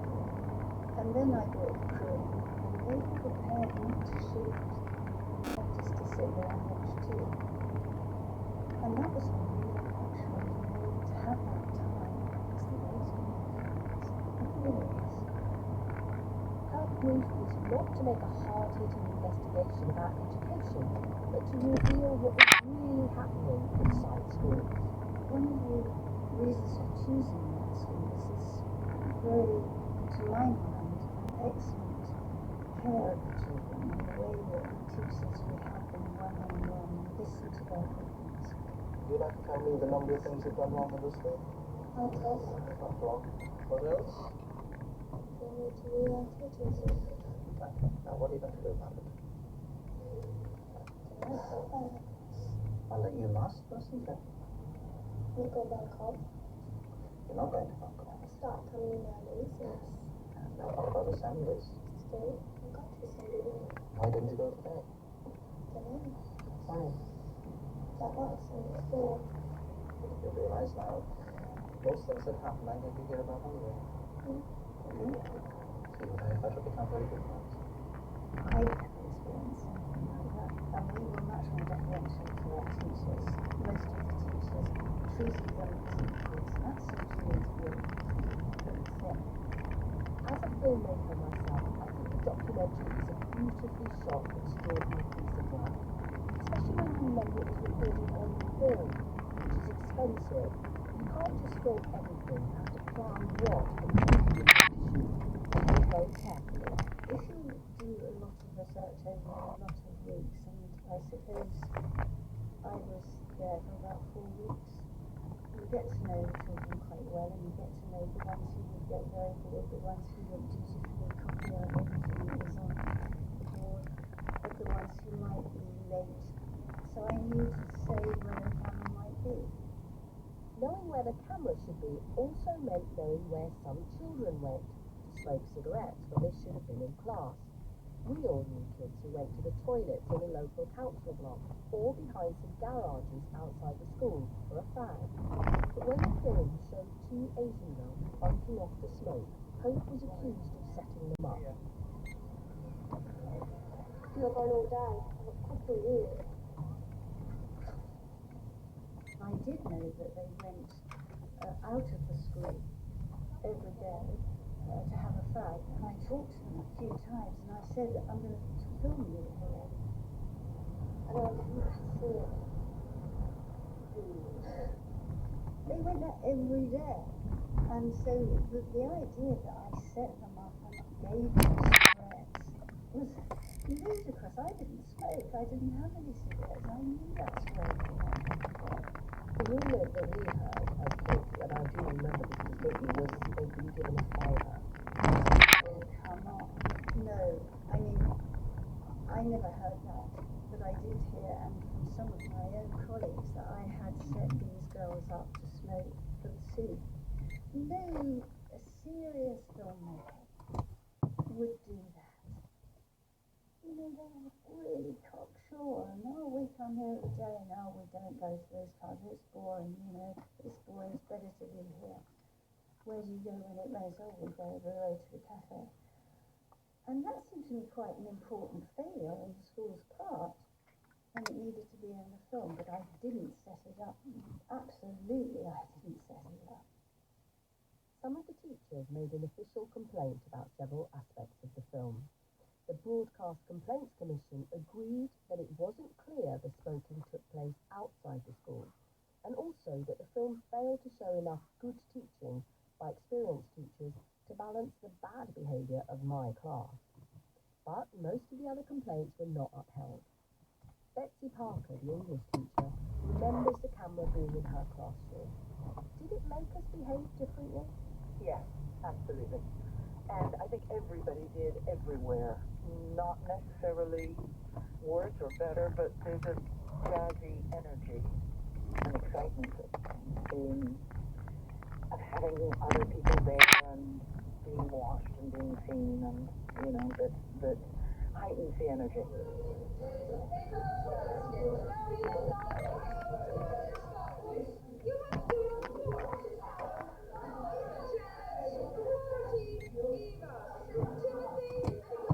More child-friendly, understanding. Do you think we were just basically bored? Bored. I thought, can you please talk English? I do not know what you're talking about. And at that time, I think it was either get on with it or get out. There was no, well, I'll help you if you don't understand. You just had to keep up. When did you leave school? In the fifth form? After the fifth form? Yes. If I left before sixth form, the teacher said to me I'd have more chance of getting a job. If I waited till sixth form when everybody else left for qualifications. My uncle worked in insurance, down to Sakai Road, and he said there was a job going as a junior clerk. So I left and I went there. So it seems like you've done pretty well, actually. Yeah, but without qualifications. Well, that's what I was going to say. So the school actually didn't help you at all, or didn't give you any qualifications? No, I don't think it did. Did you have any exams when you came out? No. Most kids at Faraday in the 1970s left as soon as they legally could. In the year the film was shot, only 6 children from the sixth form went to university, and Angela Pope filmed Student One holiday level already. That's right, and I'm going to sit for English and Russian. English and Russian. Next year. You'll have the 3A levels, English, Russian, Polish, and good grades in each, I hope. You actually had an offer there, haven't you, for leave? Yes. And what did they finally come up with? What grades? 3B. And this is for medicine. medical school with 3 Bs. At the other end were children who were struggling with learning anything at all, and they often ended up in a special unit which was called the Sanctuary. It's boring. Was it boring? I want to learn about that, it's alright. I'll get a job then, we'll say what happens in the war and like that, alright. That's true, that's the thing. It's general knowledge really, isn't it? It's about I don't know it, I already know it. What are the useful subjects for you to do, Kat? What's the next one? Title. Yeah, but I never learned it. What do you used to do? I'm like 4 years. What about your other subjects? English, just like child development, do you go to that? How's your phone? I'm amazed at how patient and understanding the teacher is. When Karen tells her the only lesson that interests her is typing, and she isn't even motivated enough to attend that class. So the teacher asked Karen about her fella, like he was a friend who would meet for a drink.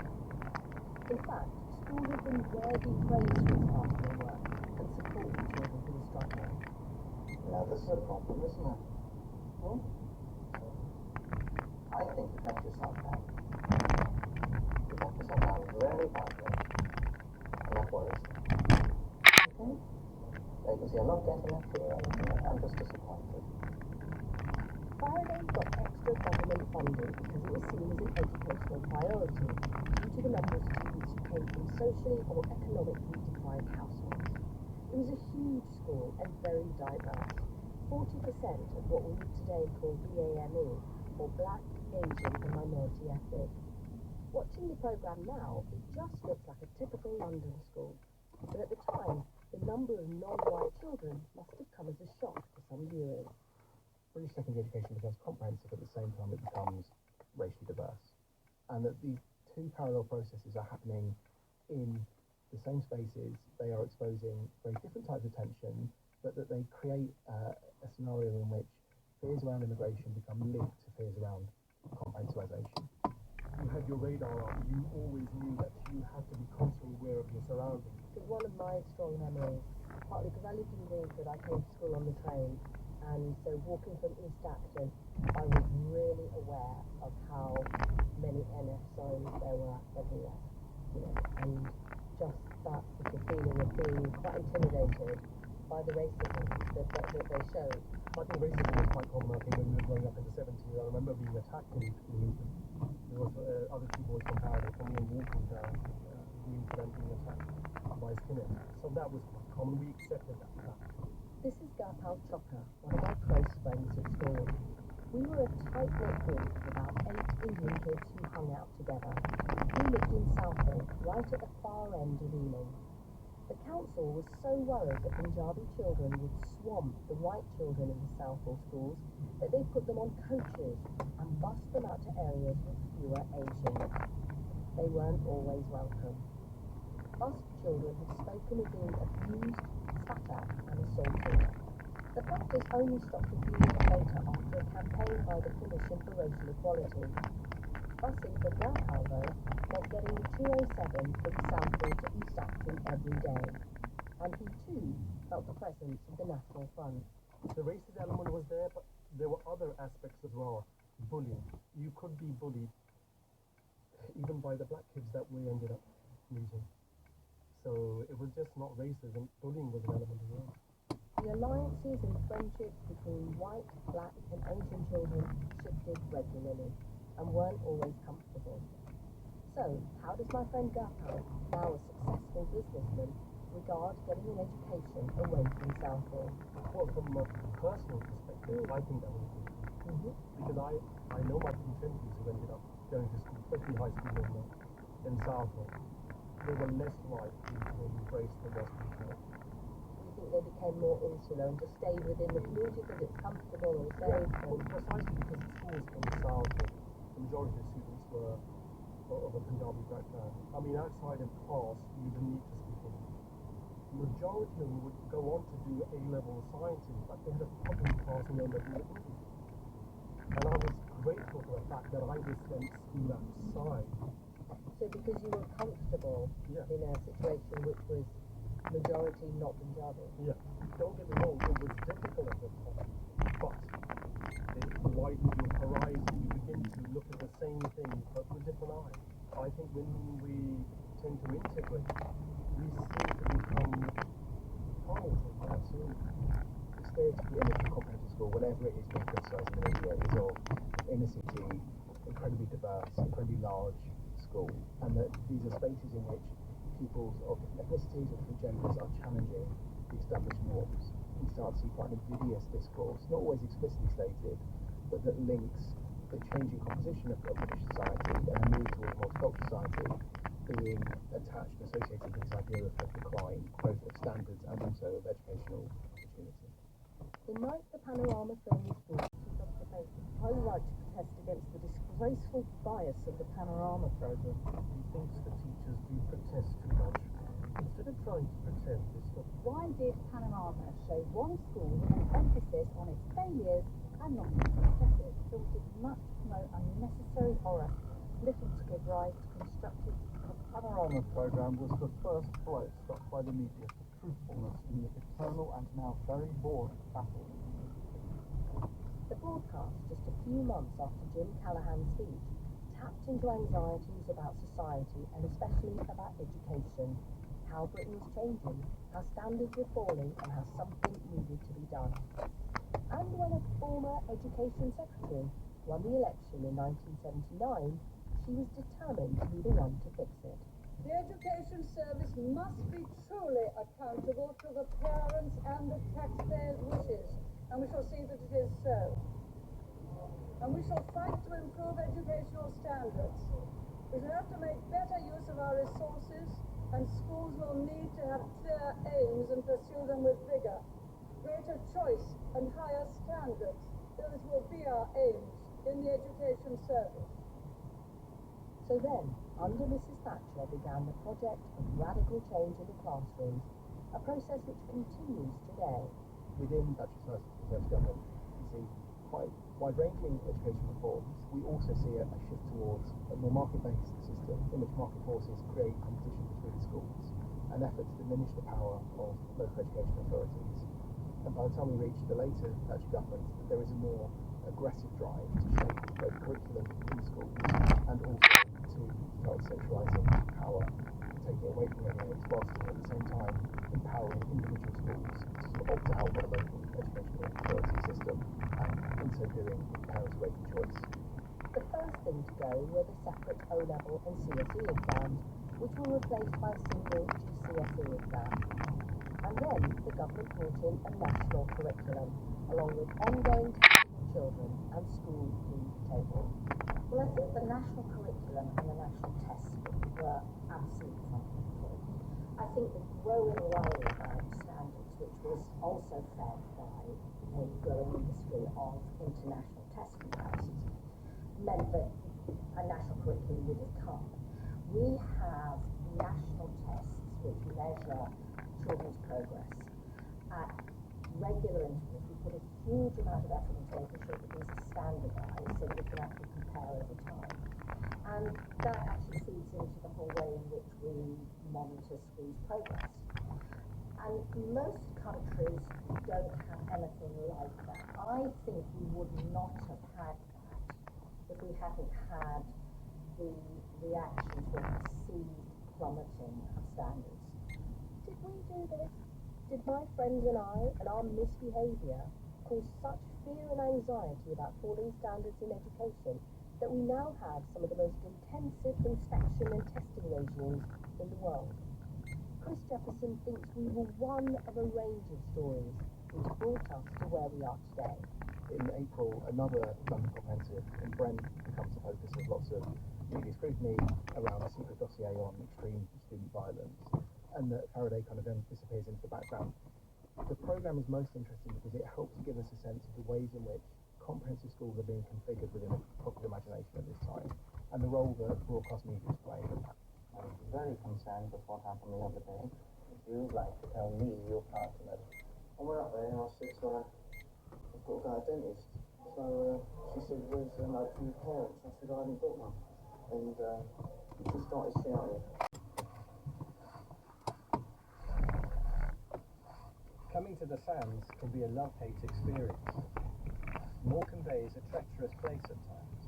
For many of us, it will bring to mind the 23 Chinese cockle peddlers who died there in 2004, cut off by the incoming tide.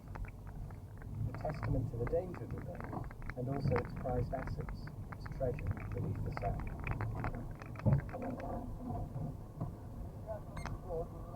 Further down the river.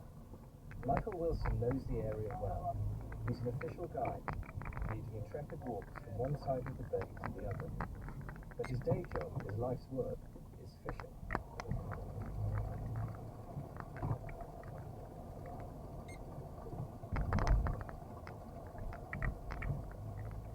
I've been casting my nets around the watery edge of Britain, hoping to get to know its people and places a little better. Chugging along on a tractor, surrounded by water, it feels like being at sea on a small boat. you see things from a different angle now. So we're standing quite far out into Morecambe Bay, About 3 miles out. 3 miles out. Is this the furthest out the tide will go? Oh no, it's going on all the way down there. Michael and Joanne live in a village called Floodbrook. Flook being a local word for flounder. Fishing is why the village exists. They can give us a close-up view of their surroundings, balanced between a place of work and leisure, and a way of life that might not outlast them. That's south, isn't it? We're looking south down the bay. Or up the bay. Up the bay. That's up the bay. And what's down there? That peninsula there sticking out, that's up the end. And then if we turn round, that's towards Barrow. That's Barrow, yeah. Depending on the time of year and other variables, Michael and Joanne might fish for coppers or mussels, or they might net plaice, salmon, or bass. But today they're out for shrimp. They use a tractor and trailer, where Michael's great-grandfather went out on a horse and cart. But it doesn't feel industrial or automated. It feels almost primal, like hunter-gatherer. They drive far out at low tide, day or night, and follow a precise line along the middle of the bay. With the water a foot or two deep, they pull shrimp nets behind the tractor. The shrimp sense the wave coming as the nets progress and effectively jump into the net. We're hauling the nets in. As you can see, the shrimp are all over the nets. How's the catch? Not so bad. Shrimp are the target, but the nets catch other things as well.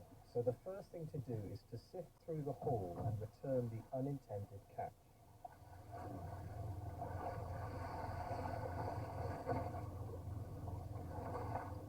Just looking amongst them to see what there is.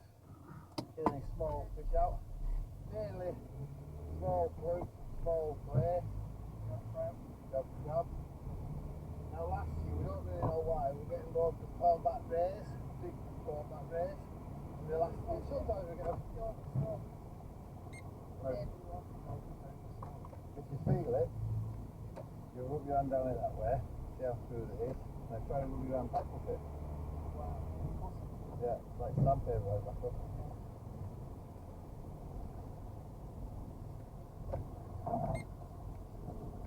I'll look at that and see what you tell me what that is.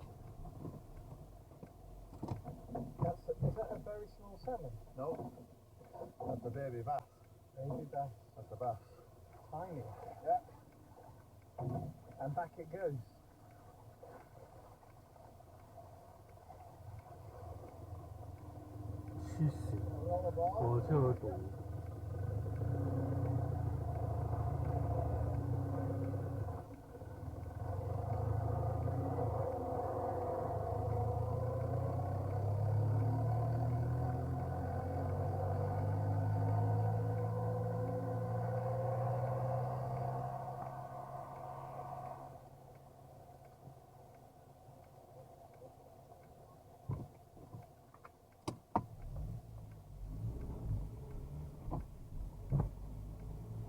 Going out to meet some, I walk across the bay one day.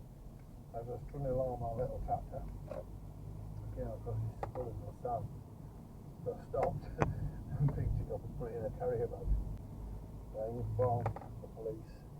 Anyway, at 10 o'clock at night, the police officer turned up. I said, put there on that tractor, can you in a carrier bag up there? Straight up, she shook the carrier bag up and put it back on the tractor. Oh no, I actually thought you were in a hot corner. I don't know what to do now. So then she had to inform them, and then the air scare came and picked it up. And they did DNA on it, and sadly it was when the Chinese copper started drowned in the bay. That's the female copper. How many copper pickers died in that 23? And they found 21 of them now. And that transformed the reputation of Morecambe Bay, but also the manner in which people thought about it, in terms of what could happen there legally.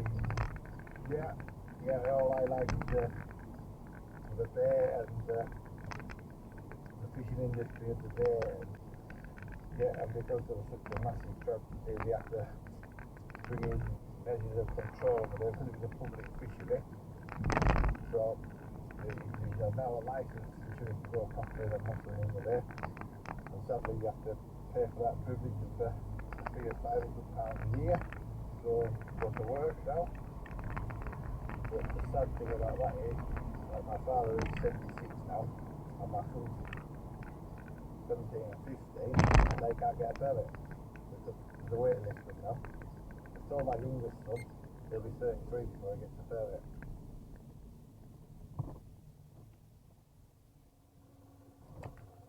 Right, second catch, Michael. There's an element of excitement in there when you come to certainly is to look in the tails to see what we've caught.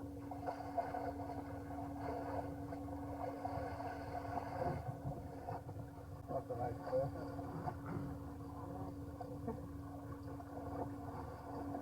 You've got two nets, they've gone in twice, and you've got 4 crates of shrimp. So each crate is more or less half full.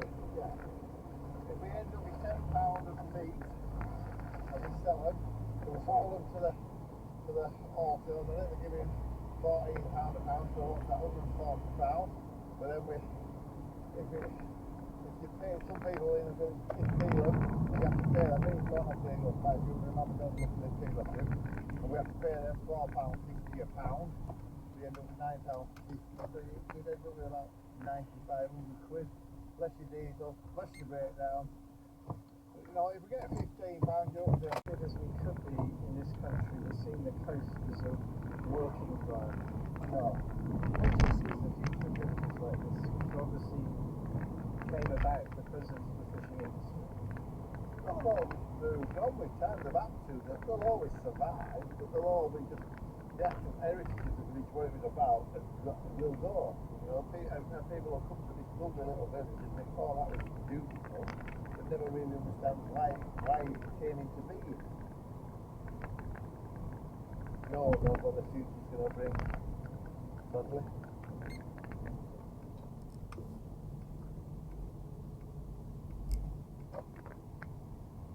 Michael has just bought the shrimps. We're going to put them on these trays to cool them down. Once they go cold, then they can be put in a box in the fridge. Right, I'm going to try one.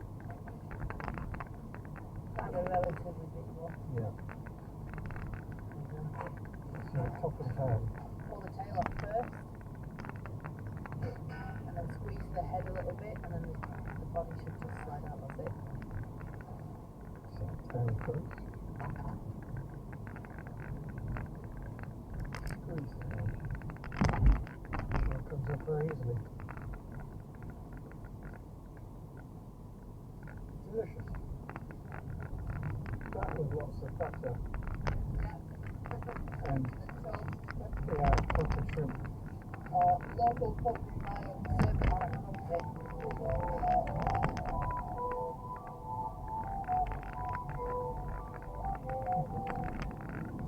Very good food. Problem is, once you start, you don't stop.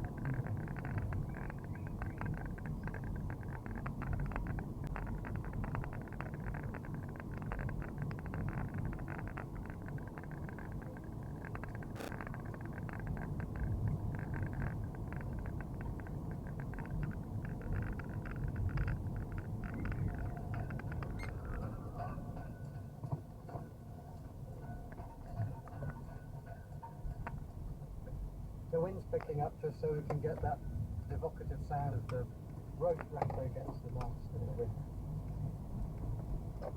And Ellie, you just said that the harbour master walked past. Yeah. What's he up to? Just checking the boats. There was a boat just that one there that's a couple of days ago sank. It's now on the beach. So I just go around making sure everything's alright. You could see it from the pier. 1 minute it was just floating, the next it was completely submerged. Does that happen very often? Not very often, but boats are never reliable. Like we always say, if you don't like something about the boat.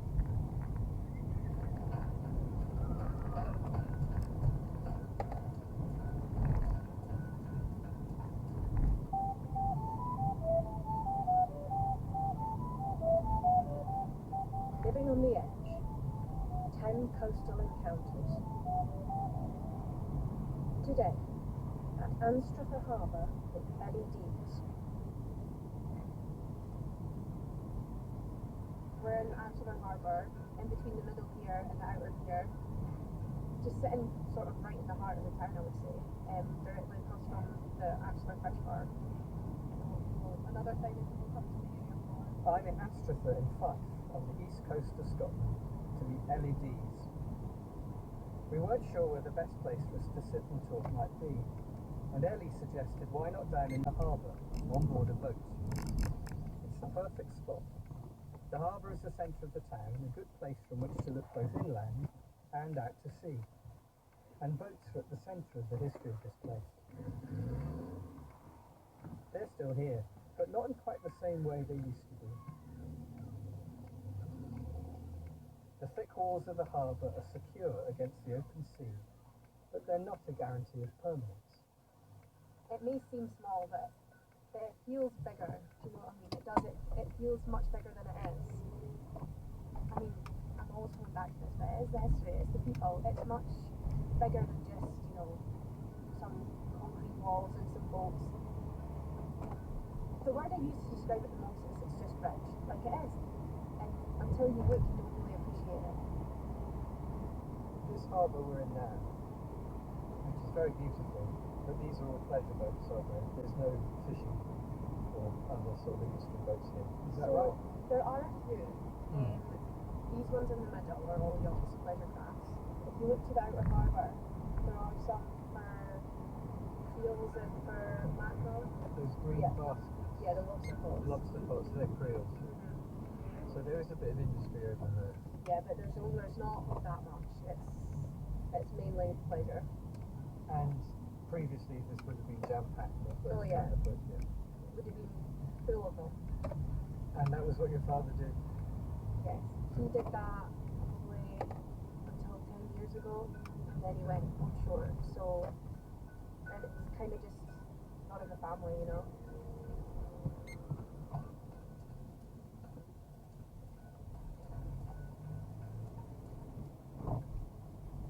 Ellie is an inheritor of the history and culture of this area, inextricably connected to boats and the sea, fishing. It's a deep history, but for better or worse, it's not static. The boat we're sitting in is used for Ellie's family business, taking people on trips out to the Isle of May, a nature reserve home to seals and all kinds of sea life. Anstruther used to be centred on fishing. Nearby Cellardyke was centred on boat building. But on a sunny day in early summer, there's no disguising the fact that tourism is what keeps things ticking over today. Ellie is currently part of a group organising the restoration of an old-style boat that was built in Cellardyke. Once restored, it will be used as a community asset, a teaching aid, and a living reminder of the life. West of Scotland will be dry, or very cloud. The southwest will turn progressively cloudy and windy by dawn. Elsewhere, it will be a dry night with clear spells of cloudy intervals, not as chilly as the previous night. Tomorrow, southwestern parts of the UK will see strong to near gale force winds and heavy outbreaks of rain.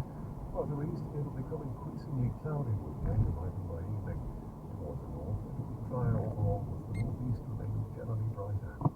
Meanwhile, Monday will remain unsettled with strong winds and heavy downpours in many areas. Scotland will be cloudy with patchy rain in the southwest. We'll see some sunshine. And on Tuesday, eastern areas will be cloudy and wet, but elsewhere it will turn drier and brighter. This is BBC Radio 4 on 92 to 95 FM on BBC Sounds and the smart speaker.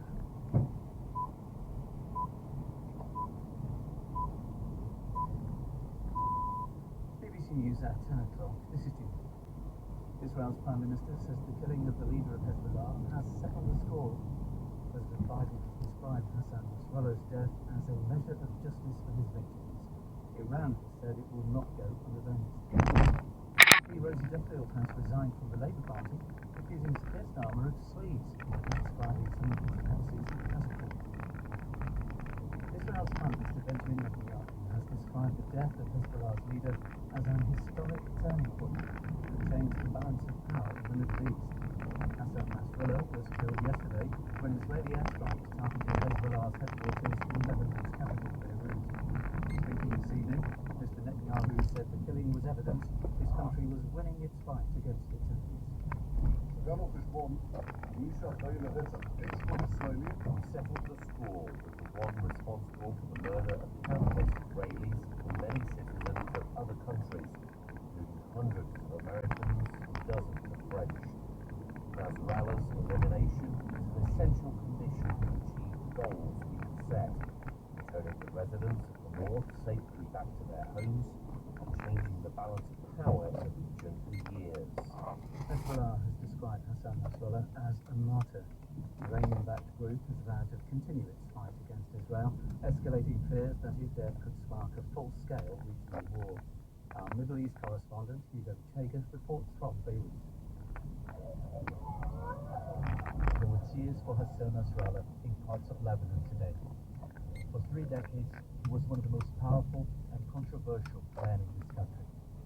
As the head of Hezbollah, the Shia Muslim militia and political movement, he was often seen as someone who dictated when this country was in peace or at war.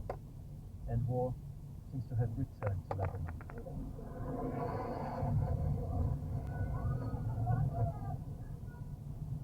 Nasrallah was killed by his greatest enemy in the Hezbollah stronghold of Dafir in southern Beirut.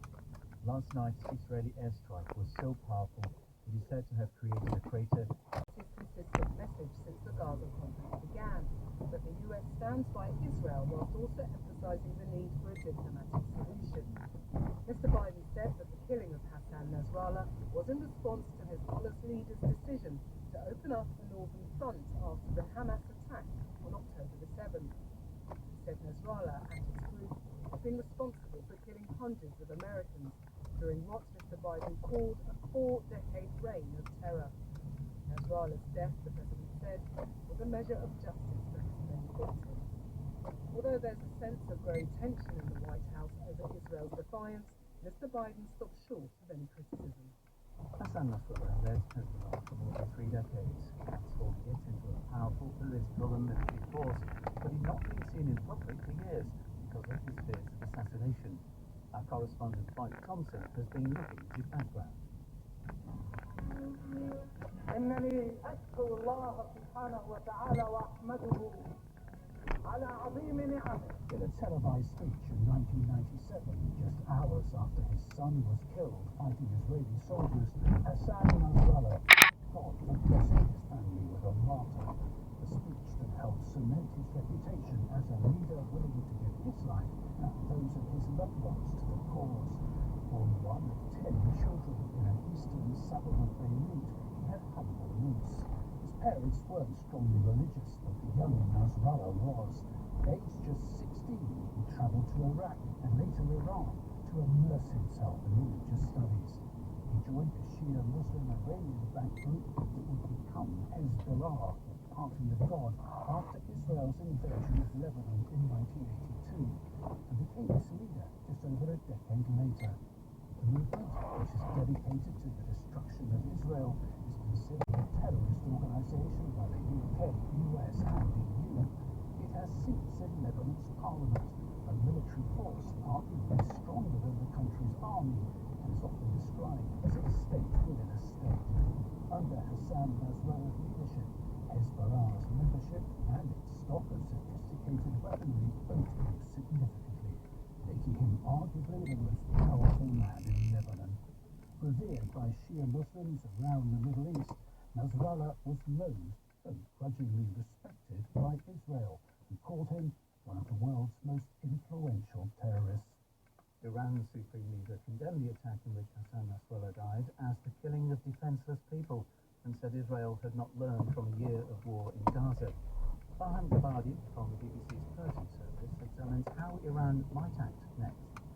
After such attacks and assassinations, Iran has typically vowed harsh revenge, but not this time. Today, the Iranian Supreme Leader Ayatollah Khamenei issued a statement vowing that Hassan Nasrallah's blood would not go unavenged and noted a more restrained tone. The high-ranking commander of the Iranian Revolutionary Guards, who was killed alongside the Hezbollah leader, was not mentioned at Khamenei's statement at all. Iran also refrained from launching any retaliatory strike after the Hamas leader Ismail Haniyeh was assassinated in Tehran in July. In this context, a leaked audio recording of the Iranian President Masoud Pezeshkian during his trip to the UN General Assembly earlier this week makes more sense. Speaking to foreign media, he stated that Iran was ready to lay down arms if Israel did the same, an unprecedented comment from a high-ranking Iranian official. Iran seems to be avoiding a full-scale war, not only because it cannot face the most advanced military in the Middle East, backed by Western powers, but also because the country is grappling with widespread economic and social grievances, just 2 years after nationwide protests. With his assessment of what the death of Hassan Nasrallah could mean for the Middle East, here's our international editor, Joan Bowen. For Israel, the killing of Hassan Nasrallah is a huge victory. For more than 30 years, he had been the beating heart of Hezbollah. With the aid of his close allies in Iran, he turned the organization into a fighting force that in 2000 forced Israel to end a 2-decade occupation of South Lebanon. In 2006, he led Hezbollah as it brought Israel to a standstill. Nasrallah has been Israel's biggest single enemy. In recent years, Yahya Sinwar, mastermind of the Hamas attack on Israel in October last year, has come close.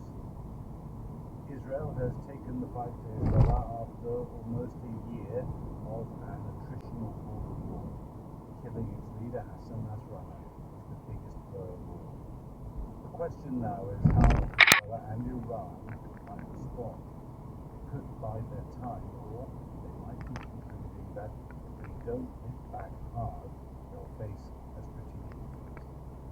Israel expects a response according to its armed forces. They banned gatherings of more than 1,000 people. The Middle East has entered a period of even greater uncertainty and danger.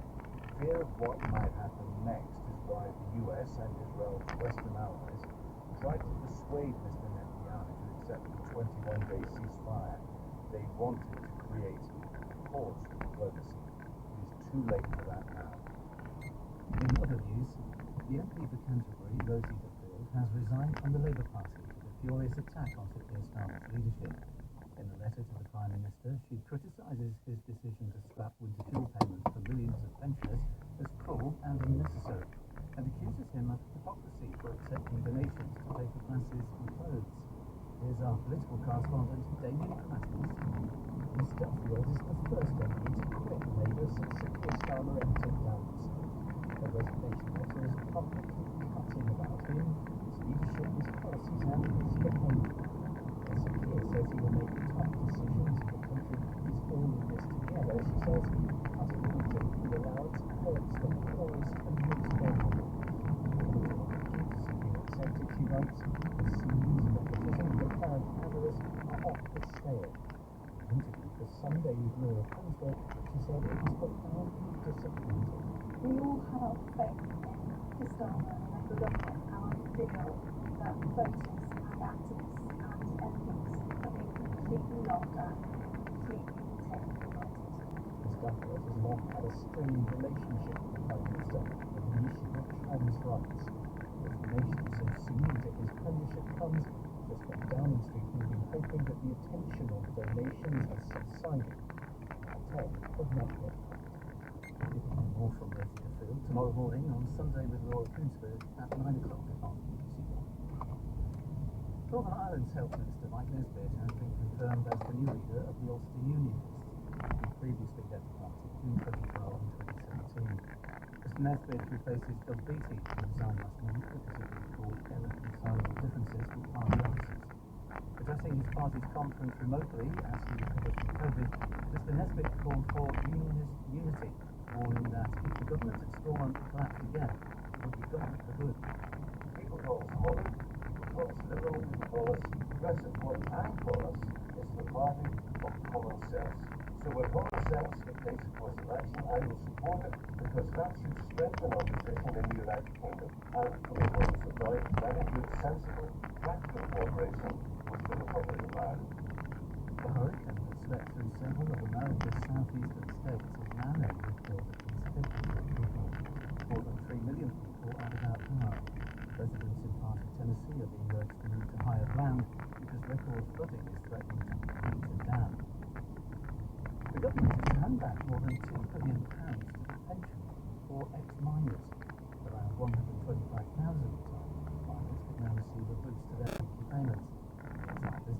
sound of Madagascar. Campaigners labelled it one of the biggest pensions grabs in history. When British coal was privatised in 1994, the then Conservative government struck a deal. It would underwrite the pension scheme in full in return for an equal share of any surplus profit generated each year. The result was an estimated £4.8 billion flow into successive government coffers as miners waged a 30-year campaign calling for reform. Describing the arrangement as a scandal, the Energy Secretary, Ed Miliband, has confirmed that reserve funds will now be returned to the scheme. The latest set of accounts records the value at £2.1 billion. Campaigners described it as a momentous decision, which could result in a £14 a week increase to the average miner's pension, amounting to £700 a year. Mr Miliband also pledged not to take any surplus money from the fund over the coming years. A 77-year-old woman is among the Justice 3 to Stop Oil activists who've been charged with criminal damage after suit was linked to Van Gogh paintings in National Gallery in London yesterday. The stunt was staged just hours after two oil activists had been jailed for a similar incident in 2023. Now sports, and Liverpool are top of the Premier League after beating Wolves in the late kick-off. With the land of the Rock Jackson, here's John Wilkinson. Liverpool moved a point clear at the summit after a 2-1 win at bottom of the table Wolves. Mohamed Salah scored the winner for Arne Slot's side, converting from a penalty spot, though Liverpool's new boss wasn't totally convinced by their performance. I don't think it was our best game. That first 15 to 20 minutes we had really difficult, very good game plan of Gary O'Neill. And then afterwards I think we took more and more control, which led also to our first goal. Manchester City and Arsenal are the teams a point behind Liverpool. City were held to a 1-1 draw by Newcastle. Arsenal needed 2 stoppage time goals to beat Leicester 4-2 at the Emirates. The individual performance of the day was Cole Palmer's, who scored 4 times in the first half of Chelsea beat Brighton 4-2, but the England forward believes he could have done more. But it's like 5 or 6. Yeah, when I missed the first time, so the way they played on either line was really get more chances, but yeah, we got a lot more chances than I Everton got their first league win of the season, beating Crystal Palace. Brentford and West Ham 3-1. Fulham were 1-0 winners at Nottingham Forest. Amongst the Scottish Premiership games, Celtic are back on top of the table. Defending champions won 6-0 at St Johnstone to replace Aberdeen, who had earlier beaten Dundee 2-1. Rugby Union's world champions South Africa have won their first rugby championship since 2019, beating Argentina by 48 points to 7. In the Premiership, there were wins for Harlequins, Northampton and Saracens, whilst Cardiff won at Scarlets and Ospreys beat Stormers amongst the United Rugby Championship games. Dame Sarah Story has added to her collection of global titles with victory in the women's C5 road race in Zurich. She'd also won last weekend's C4 C5 individual time trial. It is the 10th time she's done double at the Rome Paracycling World Championships. Lancashire have been relegated to Division 2 of Cricket's County Championship. Yorkshire have been promoted. And England's Karen Harper has beaten Deanna Dixon to win boxing's WBO lightweight belt at Sheffield. In doing so, she becomes the 3-weight world champion. Once again, Israel's Prime Minister says the killing of the leader of Hezbollah has settled the score. Iran has said it will not go on the vote. The MP, Rosie Duffield, has resigned from the Labour Party, accusing Sir Keir Starmer of sleaze, describing some of his policies as cruel. With Jim Lee. Submerge yourself in an exploration of surrealism on BBC Radio 4 with me, Russell Tovey, actor and art enthusiast. The surrealism has been called the Special Effects Department of Psychoanalysis. It gives us an image of how we dream and it gives us an image of the unconscious. Where did this mind-bending movement come from? And how has it entered everyday life and become more relevant than ever? It's the idea that there's something going on in your mind of which you are not aware is actually hugely important and influential. Surrealism Reads on Radio 4 and BBC Sounds. Starts this Tuesday afternoon at 4.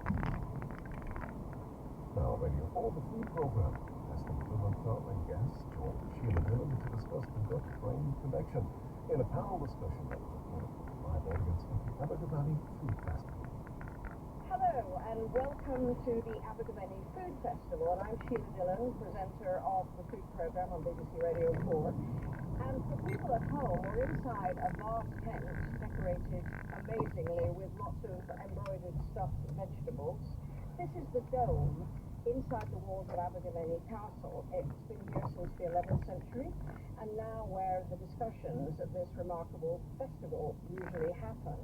What we're discussing today is what the industrial food that's taken over our country, the world, the food that this festival stands against, is doing to our brains, our moods, and our ability to think. It's a serious question. So we're going to get serious with four people who know the subject from different angles and who both have experience and knowledge. First of all, Chef Heston Blumenthal, who recently went public about his diagnosis of bipolar and having ADHD, attention deficit hyperactive disorder. He's been one of the most influential chefs of modern times through the cooking he pioneered at the Fat Duck in Bray. Snail porridge is what I ate when I first did a programme with you, Heston. Is that still on the menu in there's still your snail farm? It's not on the menu, but it is. If you want to order it, you've got, I shouldn't have said that now. Fargo. I've started off finished. So yes, it's not printed on the menu, but it's there. And the snail farm that I went to visit to bring you the snails, that's still there. Snail farm is